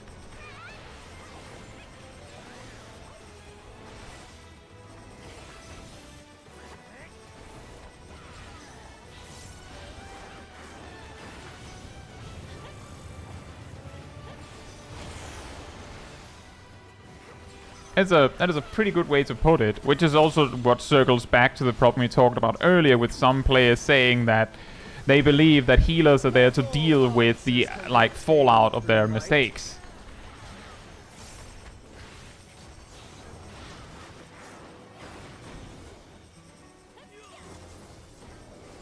Oh, well.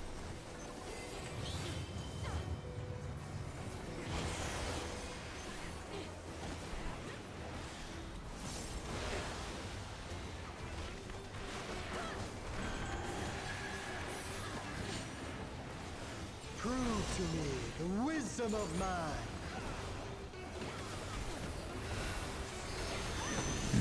Yeah, no point in using Well done. perfect balance there. Well done. Smooth sailing so far, I see. Come then, mortals. Have you got the stones to face the navigator? Come on, don't keep me waiting. Let me prepare a suitable stage for our union.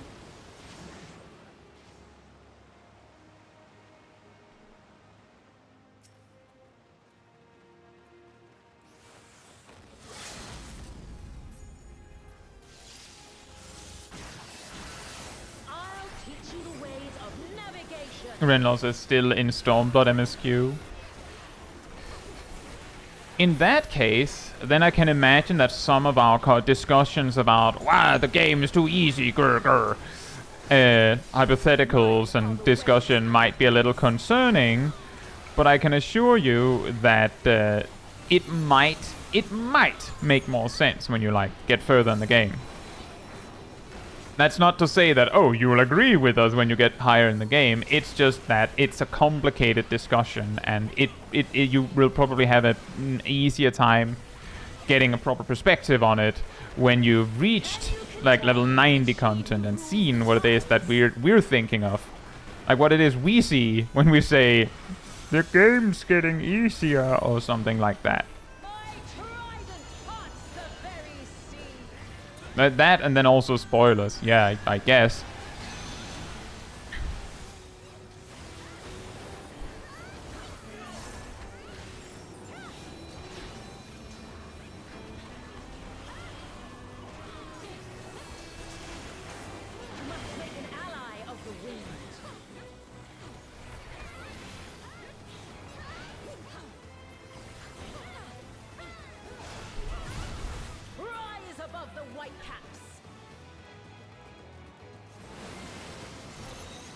Yeah, there's both that, Blaustall. There's also the part that because there will always be like new players coming in, you can't just have the difficulty like increasing endlessly and assume that everyone has had the same amount of time to play and things like that. It is a very, very complicated thing.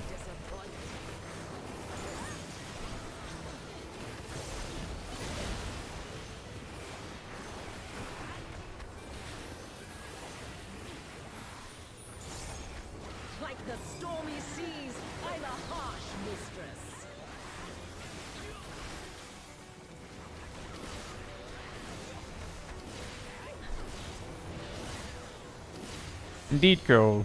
That is true. But you also were careful enough that you like don't believe you said what the big bad guy is. So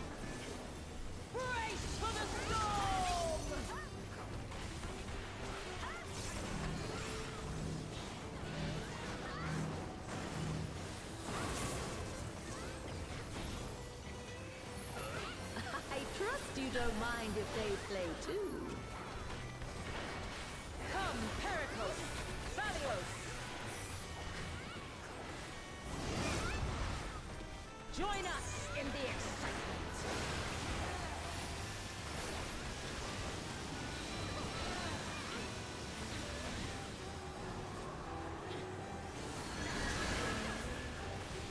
Dance upon the waves.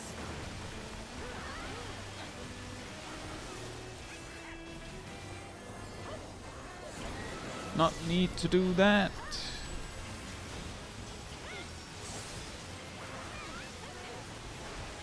Actually, Traverse, I wasn't trying to chase anyone. I was literally trying to find a safe spot, and I just decided, well, if I start running for the hills, then I'm a spread marker running at breakneck speeds, which is more concerning than if I try to stay where a monk would stand. I was just trying to find a safe spot.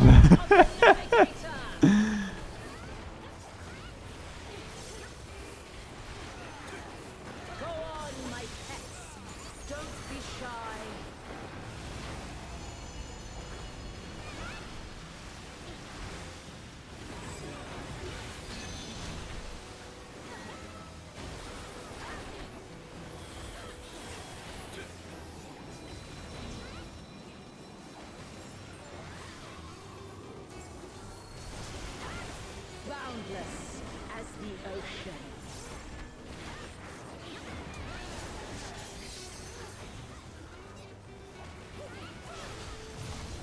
Swim free, my pet. Imagine having sprint right now.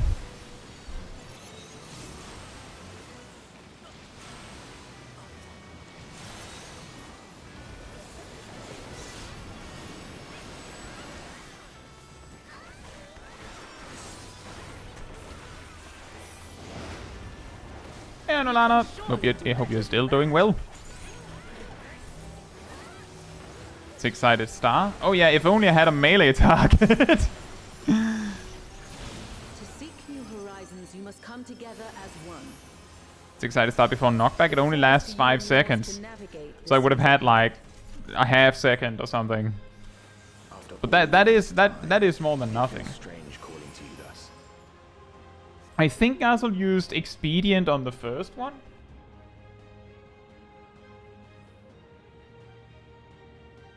Not optimal, really. For making it this far. Not long now. Till our journey together must I mean, end. the stream has been pretty nice in Olana. We've had some interesting discussions about difficulty in the game. We did, however, have an awkward fallout where OBS just exploded. So this is why this stream is called Part 2. Because OBS decided it didn't want to play ball. I'm very sad.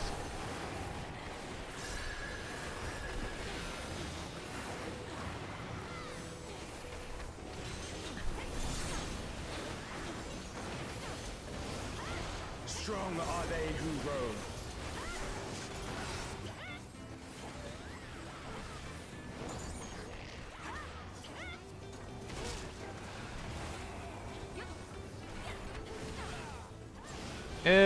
Mustafa says, is this game something you can play forever free? The free trial is up to level 70. And that one is endlessly long. So if you don't mind that you're limited to level 70 and there's a bunch of other limitations, then the free trial is infinitely long, so you can enjoy it as long as you like. But if you want the full version of the game, then yes, it's a monthly subscription.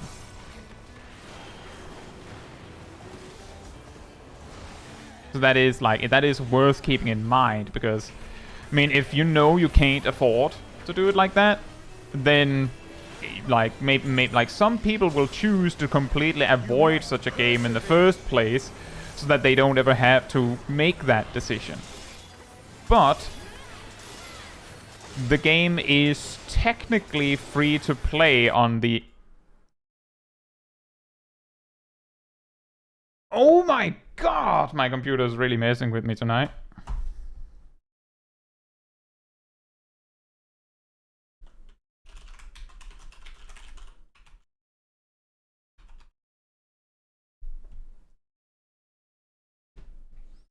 So tonight we've had OBS crash and the game crash. What are they?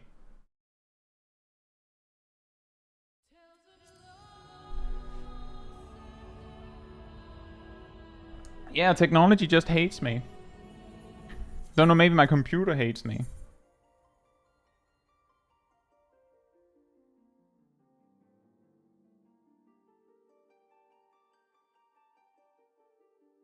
Tuesday the 12th is cursed.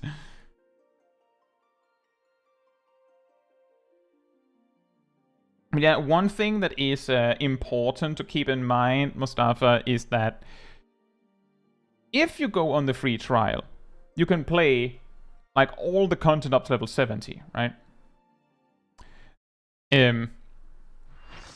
Most of the content up to level 70. Most of it. You can overcome and just enjoy. But if you ever buy the game, like if you ever get a subscription, then you can't ever go back to the free trial. Like now you are paying customer. that strength shall be returned to the stars. So it's not like if you stop subscribing, you're just limited to the level 70 content. It's that doesn't work like that. So that's also something to keep in mind.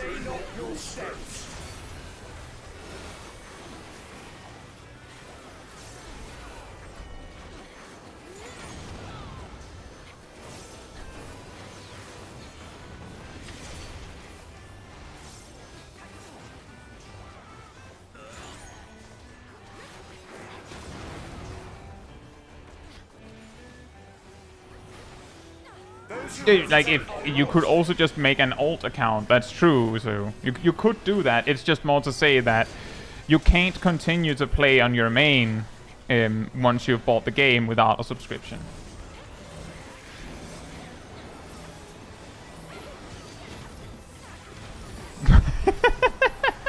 A guy in a red bathrobe splash oil on my PC.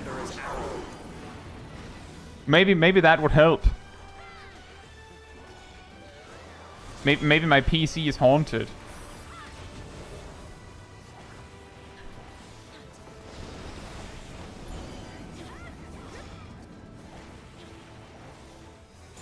Still, just saying,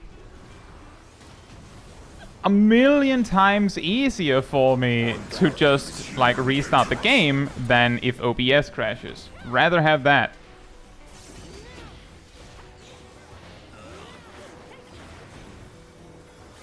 Here our journey ends.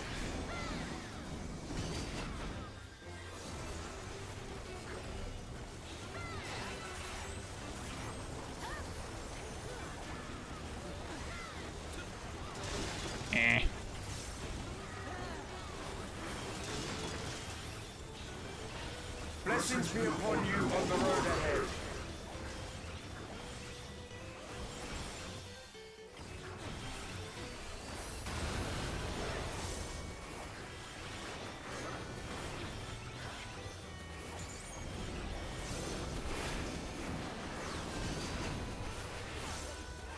May the wind ever be at your back.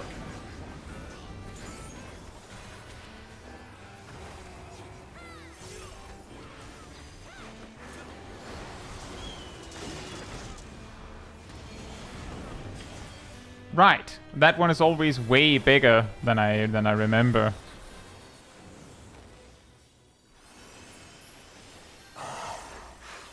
The sweet soul of Caetsu. I beg you, stay the course to the end. Drew says I've been trying to get into Final Fantasy XIV, but I'm having trouble with finding a job I enjoy as I'm coming from WoW.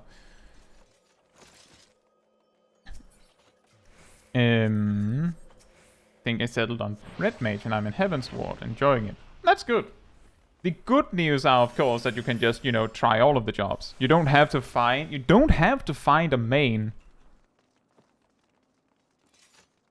You're back. The Omnivores. It's suddenly transformed. Servants? What's the meaning of this? Those ones, I leave to you. Well, thank you, Gradia.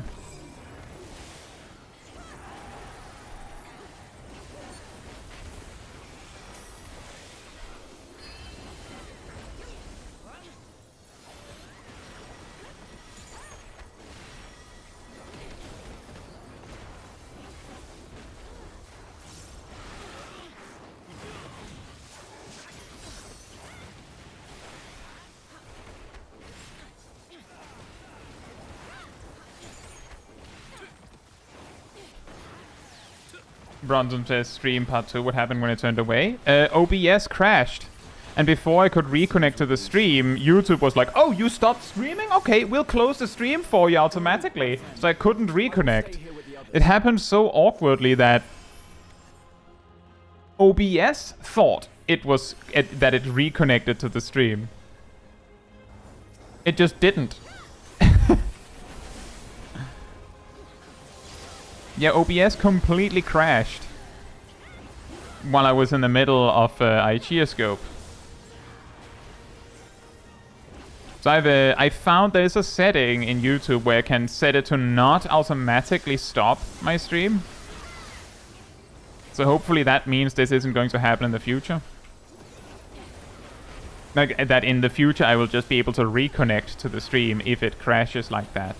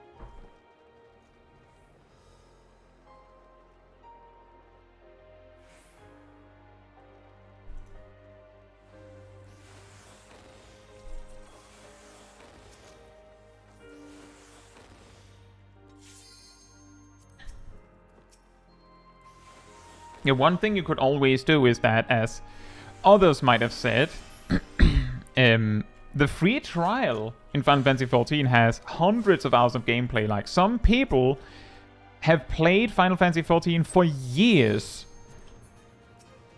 and never paid a dime for it.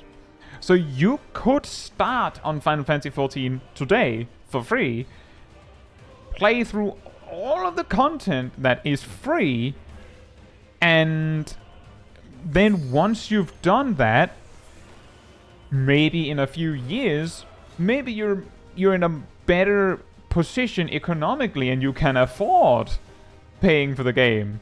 Or you just go, well, there's this other game I'd rather play that came out since. Right? Have those people talked about the award-winning expansion Heavensward and Stormblood? They probably have. Very critically acclaimed. But genuinely, there are people who have played the game for years.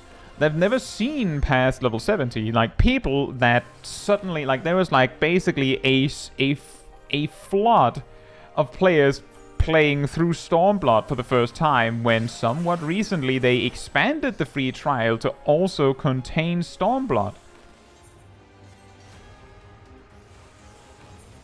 Come, children, fulfill our final wish. See every last lotus returns to sun. Exactly, Victor, and now you also have Eureka. Oh, whoops. I should have done my opener different there. Oh well. Guess we just don't get Phantom Rush then. After you reach level 70, are there daily things to do? Yes. Like, kind of. It's just the stuff that you would do at level 70, I guess. But there's plenty to do, plenty to experience at max, at level 70 max level.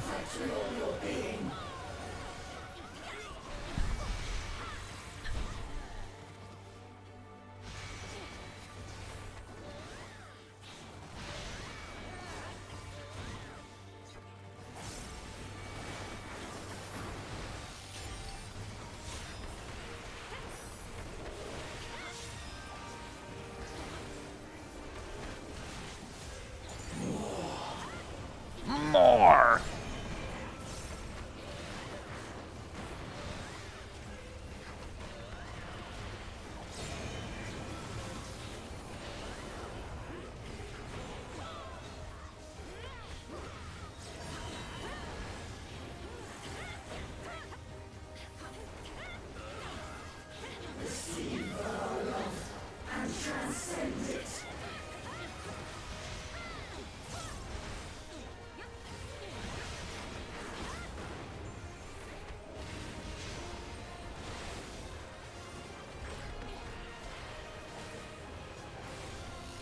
Blessings be upon the Etheris.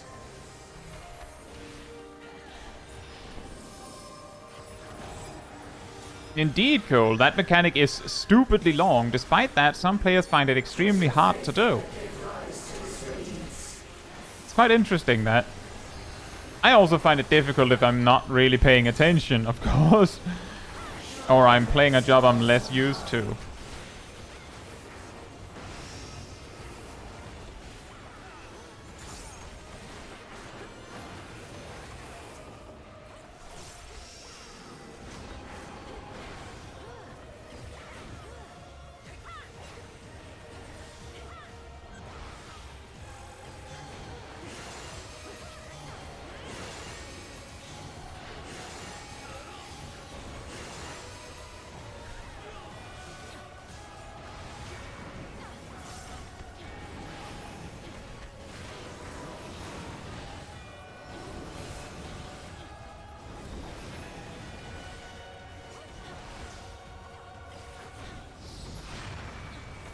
Mercy be upon our beloved's children.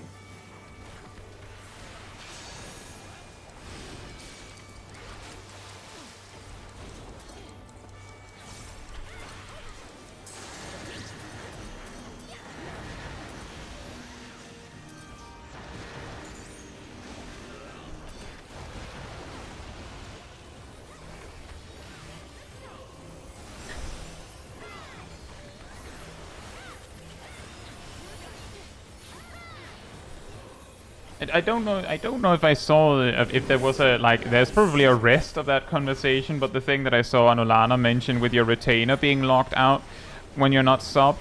I mean, if you have a job over level 70, that would also be weird, wouldn't it? Like you just you can't actually switch to Sage because your subscription isn't running. Or you can't log in because you logged out as a Sage.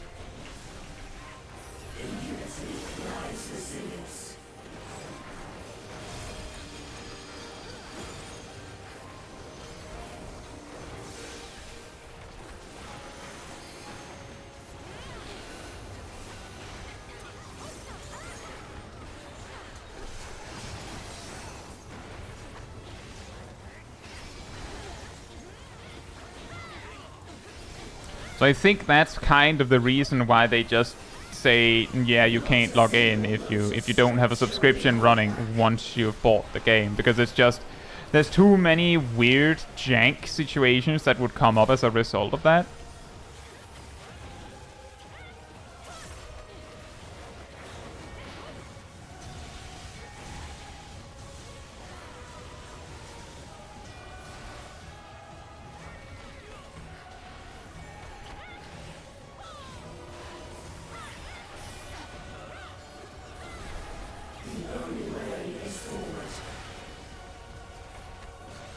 I think something like here should be fine.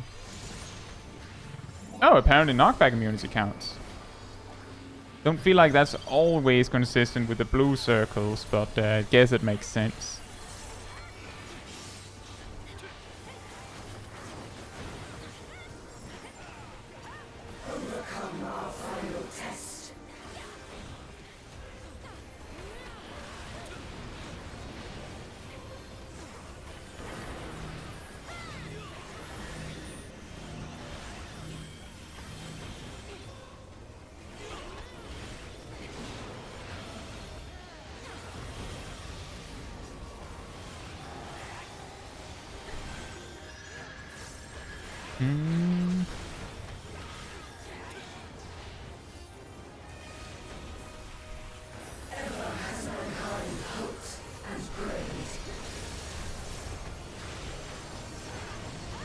Alright, the big old burst.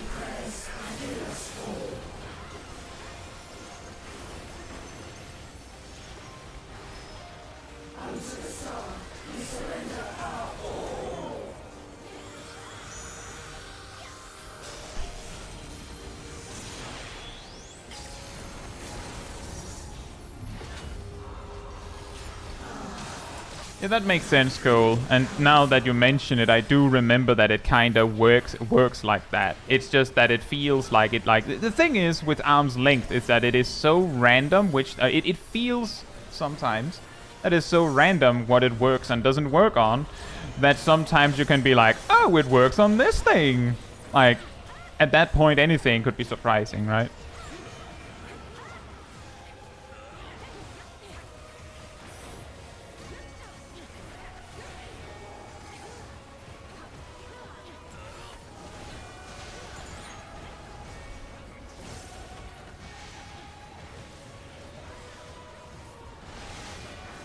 Oh, whoops. For some reason I had clocked that one as a donut AoE as well, but obviously it wasn't.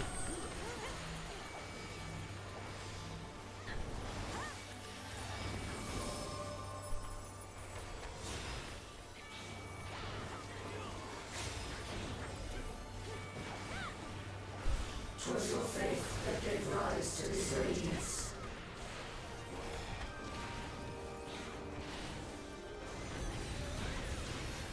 In my experience, it's like a bunch of things that the blue and the purple circles indicate. Like they tell a bunch of pieces of information about the mechanic. Is that if it is blue, then it is a knockback. And as we have sort of agreed on, it seems to be that they can usually be immune with arm's length. If you stand in the blue, you die, of course. The purple, in my experience at least, is usually the kind of knockbacks where not only does it knock you back, not only does it ignore arm's length, but usually, if you don't have a wall between you and the edge of the arena, you will fall off the edge of the arena. I feel like that's usually how it goes. And you can knockback cancel them, that's true.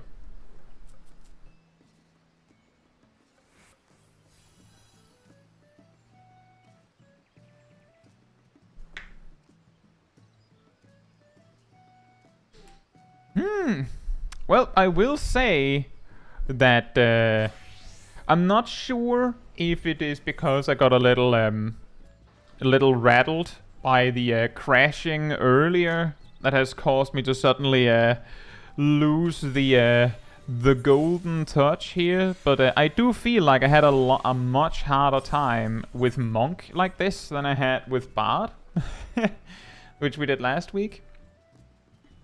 And I think it's just that I have a harder time with Monk. I've talked about that previously. The particular problem that I have with Monk that makes it difficult for me is, of course, the pace of it.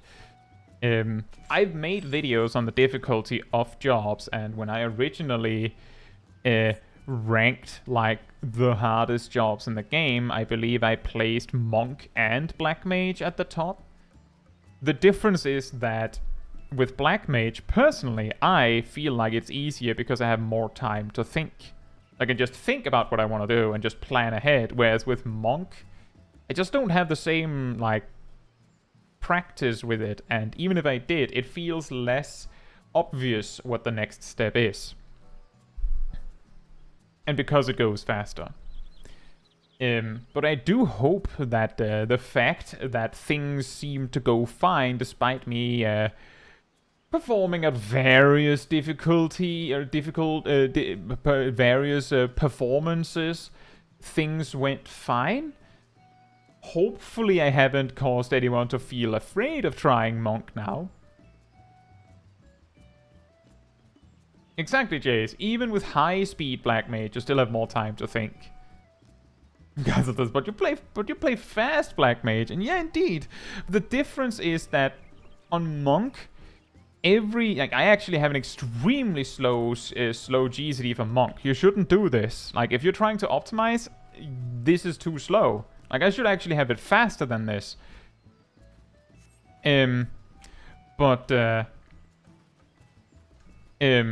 Black Mage, even with really high spell speed, and see, my GCD is still like a fifth of a second slower. And then spells take longer to cast. And then, comparing Monk and Black Mage, you usually know, like, very easily what your next 3 spells are going to be. Because there's a reasonable chance that the next 3 spells you're going to cast is going to be, like, Fire 4 3 times, or something like that. Where Monk, unless you're playing the Dragon Kick rotation, you're usually not doing the same GCD 3 times back to back unless it's like AoE and you're using Perfect Balance and you're spamming Shadow of the Destroyer or something.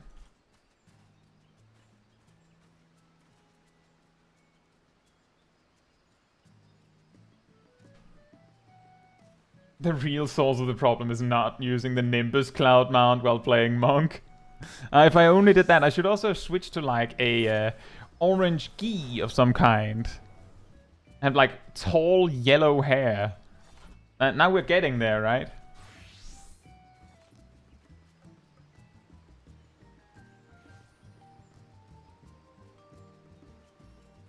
But yeah, it's like the difference in difficulty between them, I feel like this makes sense given the difficulty talk we had earlier. The difference in difficulty between them is that, like, Monk is more like outside of playing perfect, where you're basically scripting your rotation almost. You like, you know exactly what you're doing at what moment. It's more about like choosing the right thing per GCD, whereas Black Mage is like partly by virtue of the concept of transpose lines, we kind of think about the Black Mage rotation in sets, right? Like, you enter Astral Fire, and you cast Fire 4 3 times, and you cast Paradox, and you cast Fire 4 3 times, and you use Despair, and then you go into Umbral Ice with B3 with Blizzard 3, and then you use Blizzard 4, and then you maybe use Paradox and use Thunder 3, and then you go, well, maybe not in that order, then you go back into Astral Fire, start over, next line. So it's like, you know, almost like, what's the word? And then an old school writing machine, you know, like, you just, next line, next line, next line. And yeah, it is very flexible. It doesn't have to be that strict. It was just to say, you can view, like, the moment you start yeah, typewriter, thank you. In Danish, it's called a skrivemaskine, which is a writing machine. I'm glad that you knew what I was talking about. I lost the word. Yeah, with Black Mage, as you're casting Fire 3, there's a reasonable chance that you already know I'm probably going to do this and this and this and this. And if you know the fight you're going into, you're probably going into Astral Fire going, I'm going to do this because the boss is going to do that.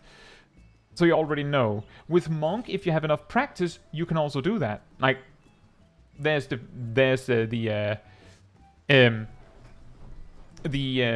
optimal drift rotation and stuff like that, where there is a perfect way to do it. But it feels a lot more up in the air unless you have like that muscle memory and that mastery.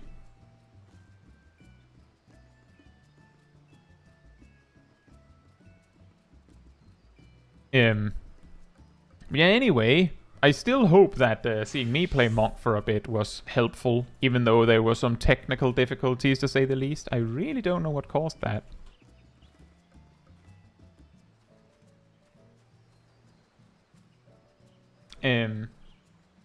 Yeah, we also had a nice talk about difficulty in the game complexity. How would we do that? What can we do about that? Not that much, actually. As we're not the developers, obviously. I guess the one thing I could say, because what it kind of circles back to is if the game isn't forcing anyone to learn anything, then a big part of it comes down to can we teach each other. So a big part of it is how do you respectfully teach someone else? Oh, thank you, Gazel. Says remember to press the like button again. Thank you. It does help. So thank you so much.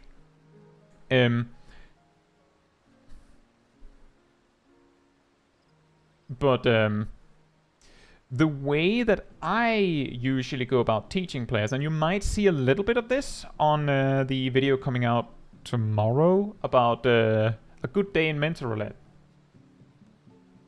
Thank you so much for the 10 gifted memberships, Jimmy. Thank you so much. Wow.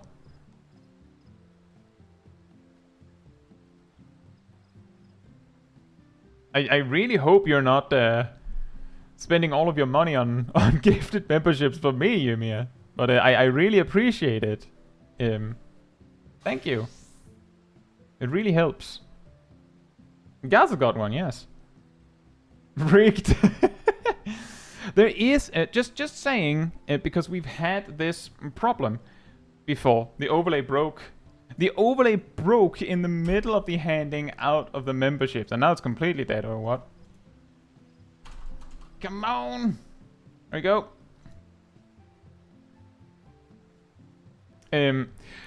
But if your account is a brand account, then you cannot receive a gifted membership. You might not know whether your account is a brand account. But let me put it like this. If you make a YouTube account, then unless you've specifically said so, that main YouTube account, like the main one, is not a brand account. But if you then in that YouTube account make like an additional sub account, for reference, I have a separate main account, and this one is like Caetsu Chaiji channel, right? That extra account is almost guaranteed to be a brand account. And brand accounts can, for some reason, not receive gifted memberships. And the way we discovered this is a combination of Googling and people discovering that for some that if you follow a guide on how to turn on accepting gifted memberships, if you're on a brand account, the button is just not there. The button to like toggle on, yes, I would like to receive gifted memberships. It's just not there. So like one thing is having it on, you can't turn it on. I just wanted to mention that because sometimes people can sit there feeling like, how is it possible that all these gifted memberships come out and I never receive one? That's the story. If you have seen, like if you've been in this stream chat and you feel like there's gone quite a lot of gifted memberships out and somehow you always get snubbed, that would be why. If you want to quote-unquote rectify that, you could go on your main account and you go onto the main YouTube account and simply go into the settings and change the name of your main account to whatever you want it to be. A lot of people started using brand accounts because a few years back when Google was working like on making the Google Plus stuff work, they had this genius idea that everyone's YouTube accounts will just be named their actual name. Which was an extremely popular decision. And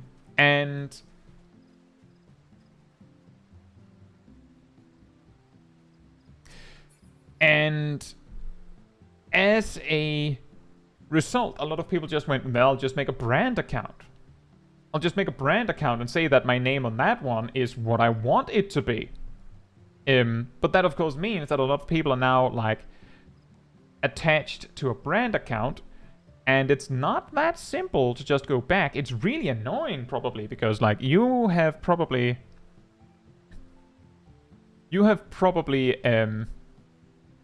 had like that brand account for some time. You've probably added videos to playlists of your own private playlists, favorites. You've subscribed to channels. There's things you've liked. YouTube recognizes that your main account and your brand account are two different entities, so the videos recommended to your brand account will be different from your main account. So you would have to like use your main account a lot for it to like relearn what you like. Just to put an example on this, is that on my main account, I don't get recommended very much Final Fantasy XIV stuff. But when I log in on this account, most of my homepage is Final Fantasy XIV stuff, or like video creator stuff sometimes. But that's of course because I watch Final Fantasy XIV stuff on this account. So it would be really inconvenient to fix that. That's this. I just didn't leave any comments or interact at all during that time. My main account was already too established to set up a brand. Yeah, exactly. That is also what I did. I just was like, well, I don't want to comment on this with my actual name, so I'll just not comment. Like a ghost viewer, you could say.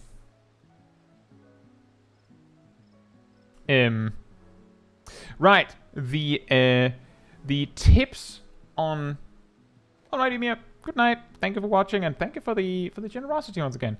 The tips for teaching other people things, and this is something that might show in my a good day in Mentor Roulette video coming out tomorrow. I also have another one of those. Like that is actually the second a good day in Mentor Roulette. The thing I usually do. There are two tricks that I normally use when I'm trying to teach other players. The first one is ask if you can give them advice before you do. Because if you do that, then they've already said yes to getting the advice. If they say no, then you know they're already a douchebag, so there's no reason to try, right? You save yourself that trouble. Now they also won't get mad at you for giving you advice because you didn't give them any advice, you just asked if you could. If they say yes, well, then they're the idiot if they get mad about it when you give them the advice. But then again, give the advice respectfully. Now, how do you do that? How do you give advice to someone without them feeling like an idiot? The way I usually do it is I try to present it, if it is possible, I usually try to present it as if whatever they were already doing is great, but it could be better. So, like, an extremely simple example that showed up a few times in my previous A Good Day in Mental Roulette was Sprout tank not using their AoE on AoE. They were just single targeting, and they obviously had trouble holding aggro on things. There, I don't believe I asked if I could give them a tip. I simply said, if, like, it said, you know, you can do more damage, like, you'll do better, it'll be easier, like, things will be better if you use this particular action, just name drop the AoE attack for that job when there's 2 or more enemies. And they just said thanks, and then they did that. That easy. Zim says if you're friends with guy, he'll intentionally get you killed if you're tanking up trauma for dead ends. Now, that's a long time ago, but yes, I did that once. I taught Zip to use TBN more by just refusing to keep him alive if he didn't.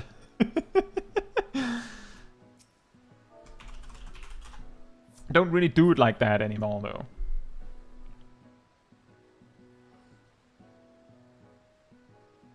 But yeah, the 2 tips is ask before you give advice, because that often makes people more amenable to take it, because if they then get mad at you for giving them advice after giving you permission to give them the advice to begin with, then it is a lot harder for them to be mad about it afterwards, because then they can usually more easily realize that they're the idiot if they didn't want the advice.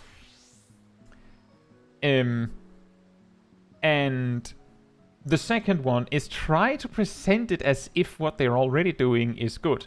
The reason why you want to present it as if what they're already doing is good, it has nothing to do with, like, oh, don't offend them. It is actually because if you say what they're already doing is wrong and then present what they should do instead, what's going to happen with a lot of players is they will focus on defending what they were already doing rather than focus on your advice. Because if what they're already doing is wrong, then it means that they played the game wrong, and if they played the game wrong, then they're bad, right?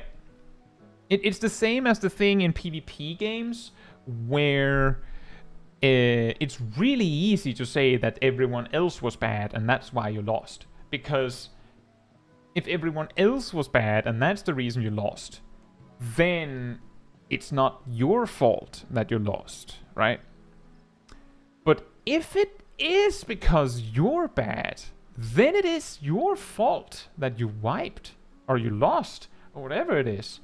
Like, then it's your fault. And the brain has a hard time, like, for a lot of people, it can be hard for the brain to accept that they're the idiot.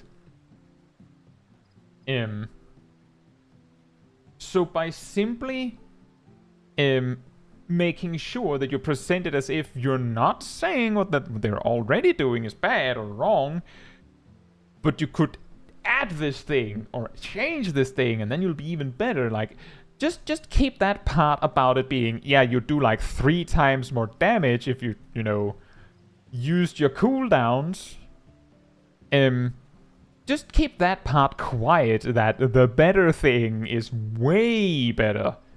Because in that particular aspect, the question is, do you want them to learn or do you want to be right? Like, sometimes the easiest way to teach someone something is by tricking them into learning it even. Like, sometimes that is a way to do it, but when you trick someone into learning something new, that one I can't really give a good example on. But when you trick someone into learning to get better, it usually removes you from the equation. Because they have to learn it through something that you did indirectly. And then they might not even realize that you were the teacher. And that is a lot more convoluted, I know.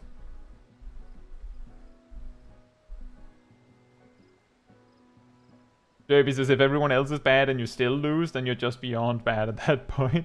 No, you have to remember the way that it works is, as Darth also put it, your team sucks, the enemy is cheating, and you're obviously God's gift to the planet. So you're not to blame, of course.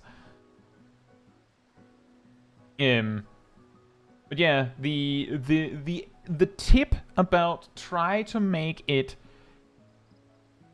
remove the part of giving advice where you might imply that whatever the person is doing already is wrong. Sometimes that's not possible.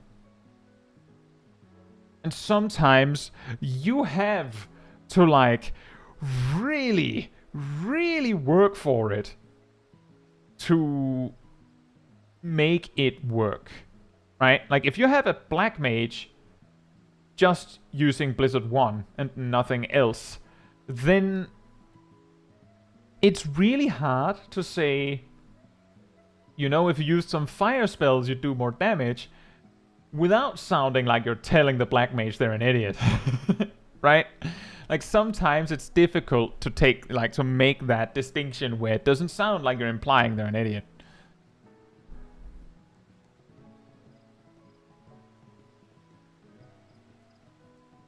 Chelsea says, reminds me of when I allowed a tank to die in current content, Expert Roulette, because they used no defensives.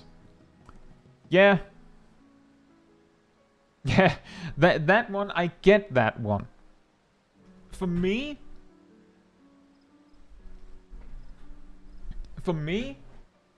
the way that I usually go about that is either, like if I'm a healer, if I'm playing Sage and the tank is using no defensive cooldowns.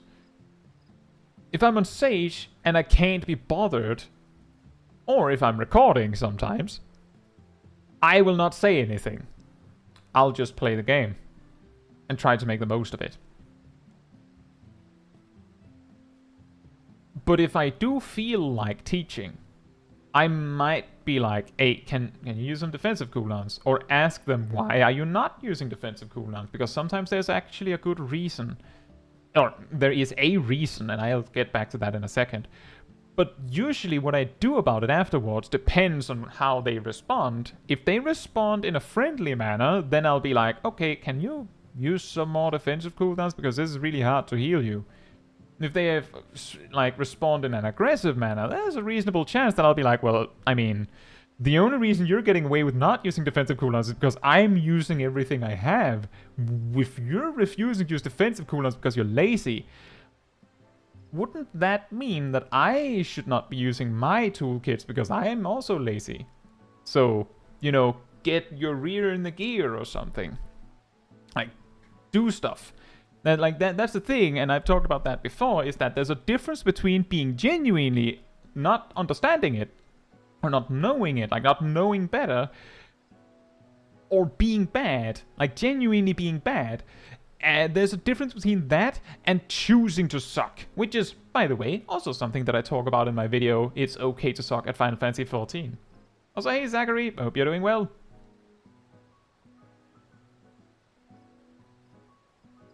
And like that's the difference. And when I say there can be a reason, and the reason why I like kind of retracted the good reason is that if you play Final Fantasy XIV enough, you know that it's not a good reason. But if you came from a different MMO, you might see it as a good reason. A trick that I sometimes use to test my tanks if they're not using any defensive cooldowns is that I will intentionally lapse in my healing. Like, I'll just, like, do, like, a little trust fall exercise of, like, whoa, what if you landed at 50% HP? What if you dropped to 50%? Still no cooldowns? Okay, what if you drop to 30%? Like, just to see, what does it take for you to do something? And often when they drop below 50%, these players that don't use any defensive cooldowns, I've seen a lot of times that they have like a trigger amount, like a specific amount where they suddenly just go and just use everything because they think they're dying. And once you have captured them in that, you go, I can. Why are you using your defensive cooldowns reactively? If you use them when you're near dead, you're still going to die. Like, now you have something to talk about. Now you're not saying you're not using defensive cooldowns. You're saying you could use the defensive cooldowns at a better time. And then you can go off and then be like, use them like proactively. Use them one at a time. Like, all these things with defensive cooldown cycling and all that. But if the person is just not using defensive cooldowns at all, then there's of course a whole different bridge to gap. And then the question is whether you can be bothered to make that, like explain that while you're doing Lunar Subterrane, thinking that, are we not all max level? How did you get to this level and don't understand this? Which again, and this is what we talked about earlier, you can complete the game without learning these things. So obviously some people just didn't. That's totally understandable. But it can still be shocking. Like sometimes, like, I understand some people will be like, well, that's a little bit unfair to just assume that people know how to play their job at max level.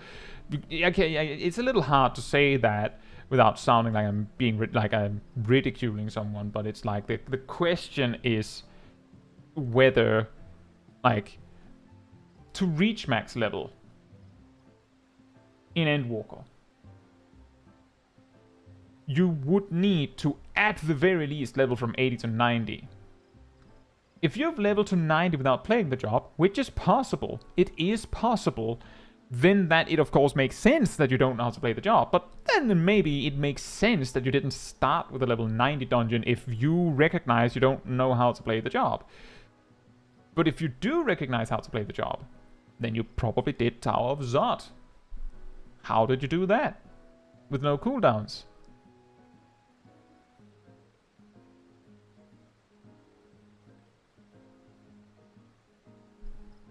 Yeah, like, yes, to level a job without ever playing it, it would take longer than playing it.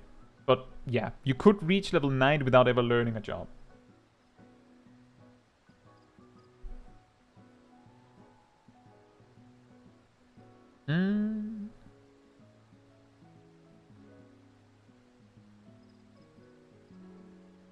Yep, that exactly. Frontline and book. Those are like the classics. You could also just level the job by doing like fates or something. Like, you can succeed at those without playing the job well.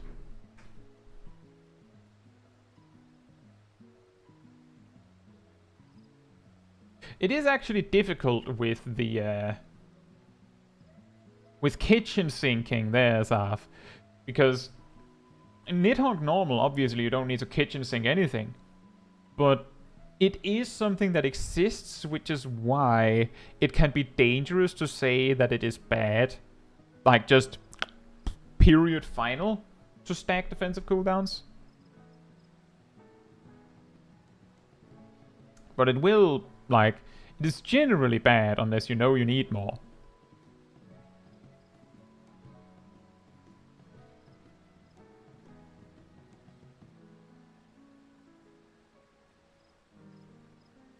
Ghostini says, when I was new, the hardest part for me to learn was where the debuff icon knowledge is located. Final Fantasy XIV has gotten better with this from reworking old dungeons. How do you mean the knowledge? Do you mean like reading the tooltip? How do you mean?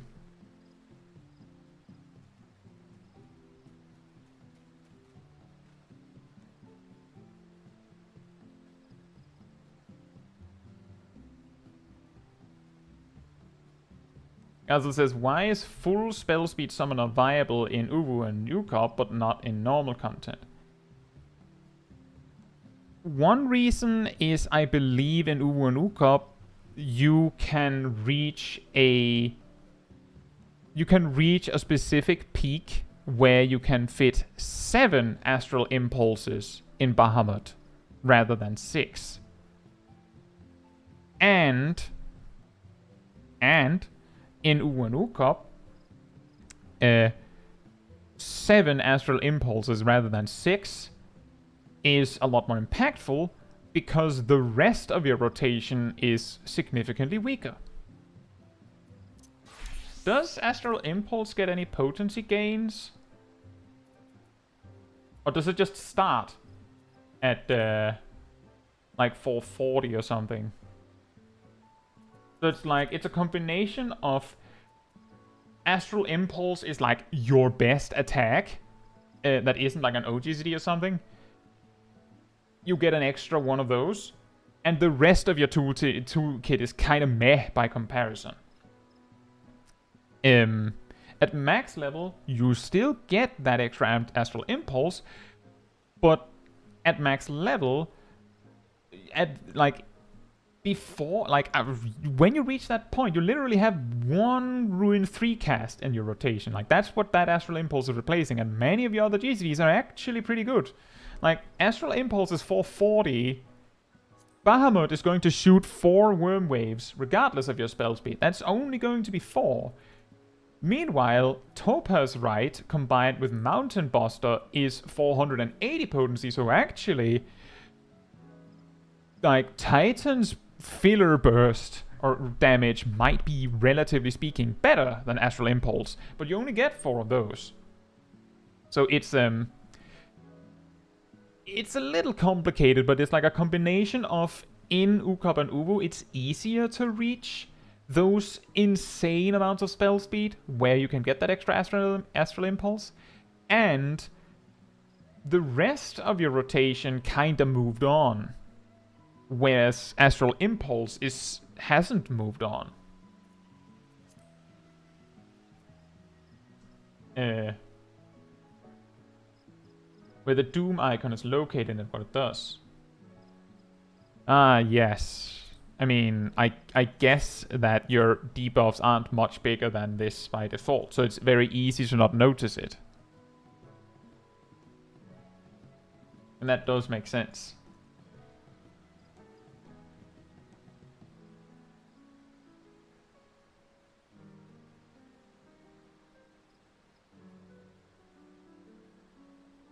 Brontom says, I love having to explain how defensives don't stack properly the way you'd want. You mean that they don't stack additively? Is that what you mean? Because that one is a classic. The funniest part about that is, for me, that I've gone through this rigmarole with explaining that no, defensive cooldowns don't stack additively since before I started playing Final Fantasy XIV. Because the same logic applies in WoW. And the same reasoning, like the same logical reasoning that can explain why it doesn't work that way, applies. If you meet someone out in the wilds who insists that defensive cooldowns stack additively, then my best suggestion for them, like to demonstrate to them that it doesn't work that way, is Paladin with Sentinel, Rampart, we're at 50% now, Holy Sheltron, 80%, and blocking the attack, 100%. Then the attack should do 0 damage. If you demonstrate that, the damage will not be 0. It'll not even be close to 0. Like, so yeah, Paladin can actually reach an additive 0% damage taken, which would be the perfect demonstration. Like with any other tank, you can almost reach it.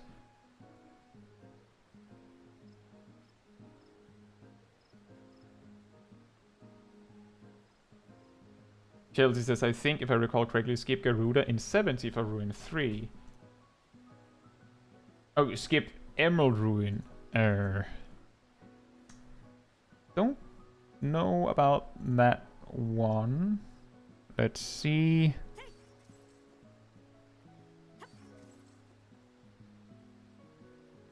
There's no potency gains from when you get Ruin 3.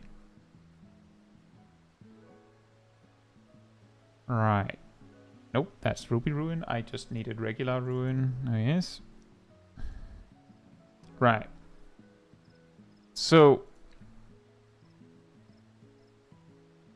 I believe the reason there, Chelsea, is actually if you're using a spell speed build. Because Ruin 3 it has a GCD that is 2/3 longer than Emerald Ruin.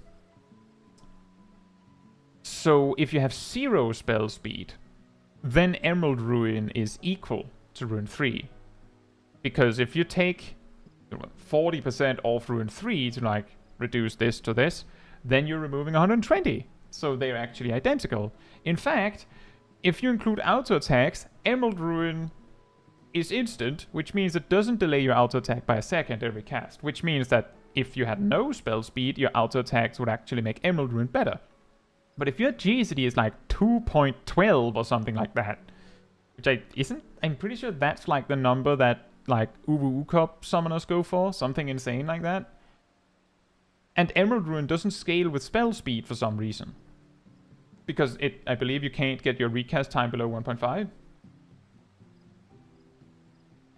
Then Ruin obviously does more damage. Yes, says Lemao cast auto attacks at level 70. I mean, cast auto attacks at level 90.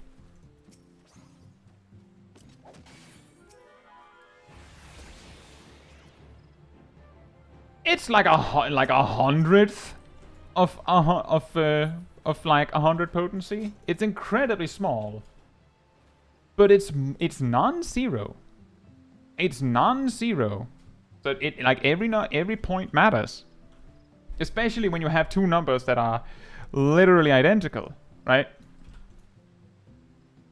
Like if you have Ruin, which does X potency, and then you have Emerald Ruin, which does 3/5 of that, but takes 3/5 of that to do, then the auto attacks making Emerald Ruin better matters. Even though it's like, yeah, Emerald Ruin with 0 spell speed is better than Ruin because you do like 1% more damage in that very moment because you auto attacked. Hey Nathan, thank you so much. I'm glad to hear that, and welcome to Eorzea. Cole says, a friend of mine beat top Enrage because of Scholar auto attacks. Wasn't there also the other day where, was it also you, Cole? Someone who said they wiped on T with like 6k left on the boss?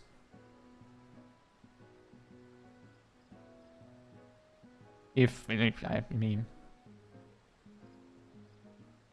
if you had a scholar in the group and they didn't actually attack, like if they didn't auto attack, that could have made the difference.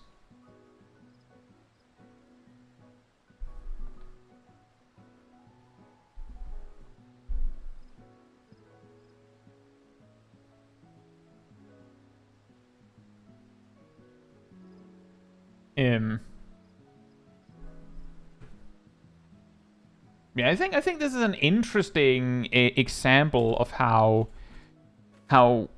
it can be difficult to see what makes a build optimal at one point and not a later point.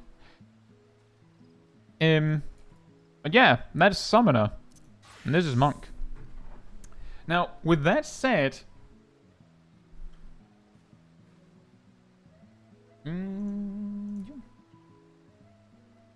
if you enjoyed if you enjoyed all the wonderful people that you've met in the chat, and maybe me, of this stream, and maybe the stream we just had earlier before OBS crashed, remember that there's a Discord community server that you can join. We'll find most of these people. You'll also find a weekly schedule where you can see what else is coming up on the channel in this week. You can also find the announcement room where you can see links to the streams, the videos, whatever it is when they come out. You can also go to the role assignments room and grab the reminder role, and if you do, you get a notification whenever there's one of these videos or streams that is coming up, and they get a notification when they get posted, and you get an extra notification for streams around 15 minutes before they start. you would also be able to quickly find the part 2 of this particular stream session on the Discord in the moment that I had put it up, because that was like the one place where I could quickly like go, things broke, go here, right? And if you did enjoy this particular stream, it helps me a lot if you leave a like on it in the YouTube system, because that tells YouTube that you found this stream very enjoyable and you would like other people to enjoy it as well. So thank you so much in advance. I think that's everything. I think part 1 should still be there. That should at least be the case. Yeah, other than that, remember, if you want to support the channel even more directly, you can become a member of the channel. You can, like Emia did earlier, you can gift memberships to the channel if you prefer. You can also use the super chat system if you like. If you don't want to use the YouTube stuff, there is also a Ko-Fi page in the description that you can go to. It is all optional, and the content on the channel is available to everyone. So it is like, I don't want anyone to feel like they're being forced in any way, but they are there in case you would like to support me more directly. And I appreciate all of the support, including you watching here, of course. Now, good night, good morning, afternoon, or evening, depending on where you are in the world, and I hope to see you all very soon. Bye-bye!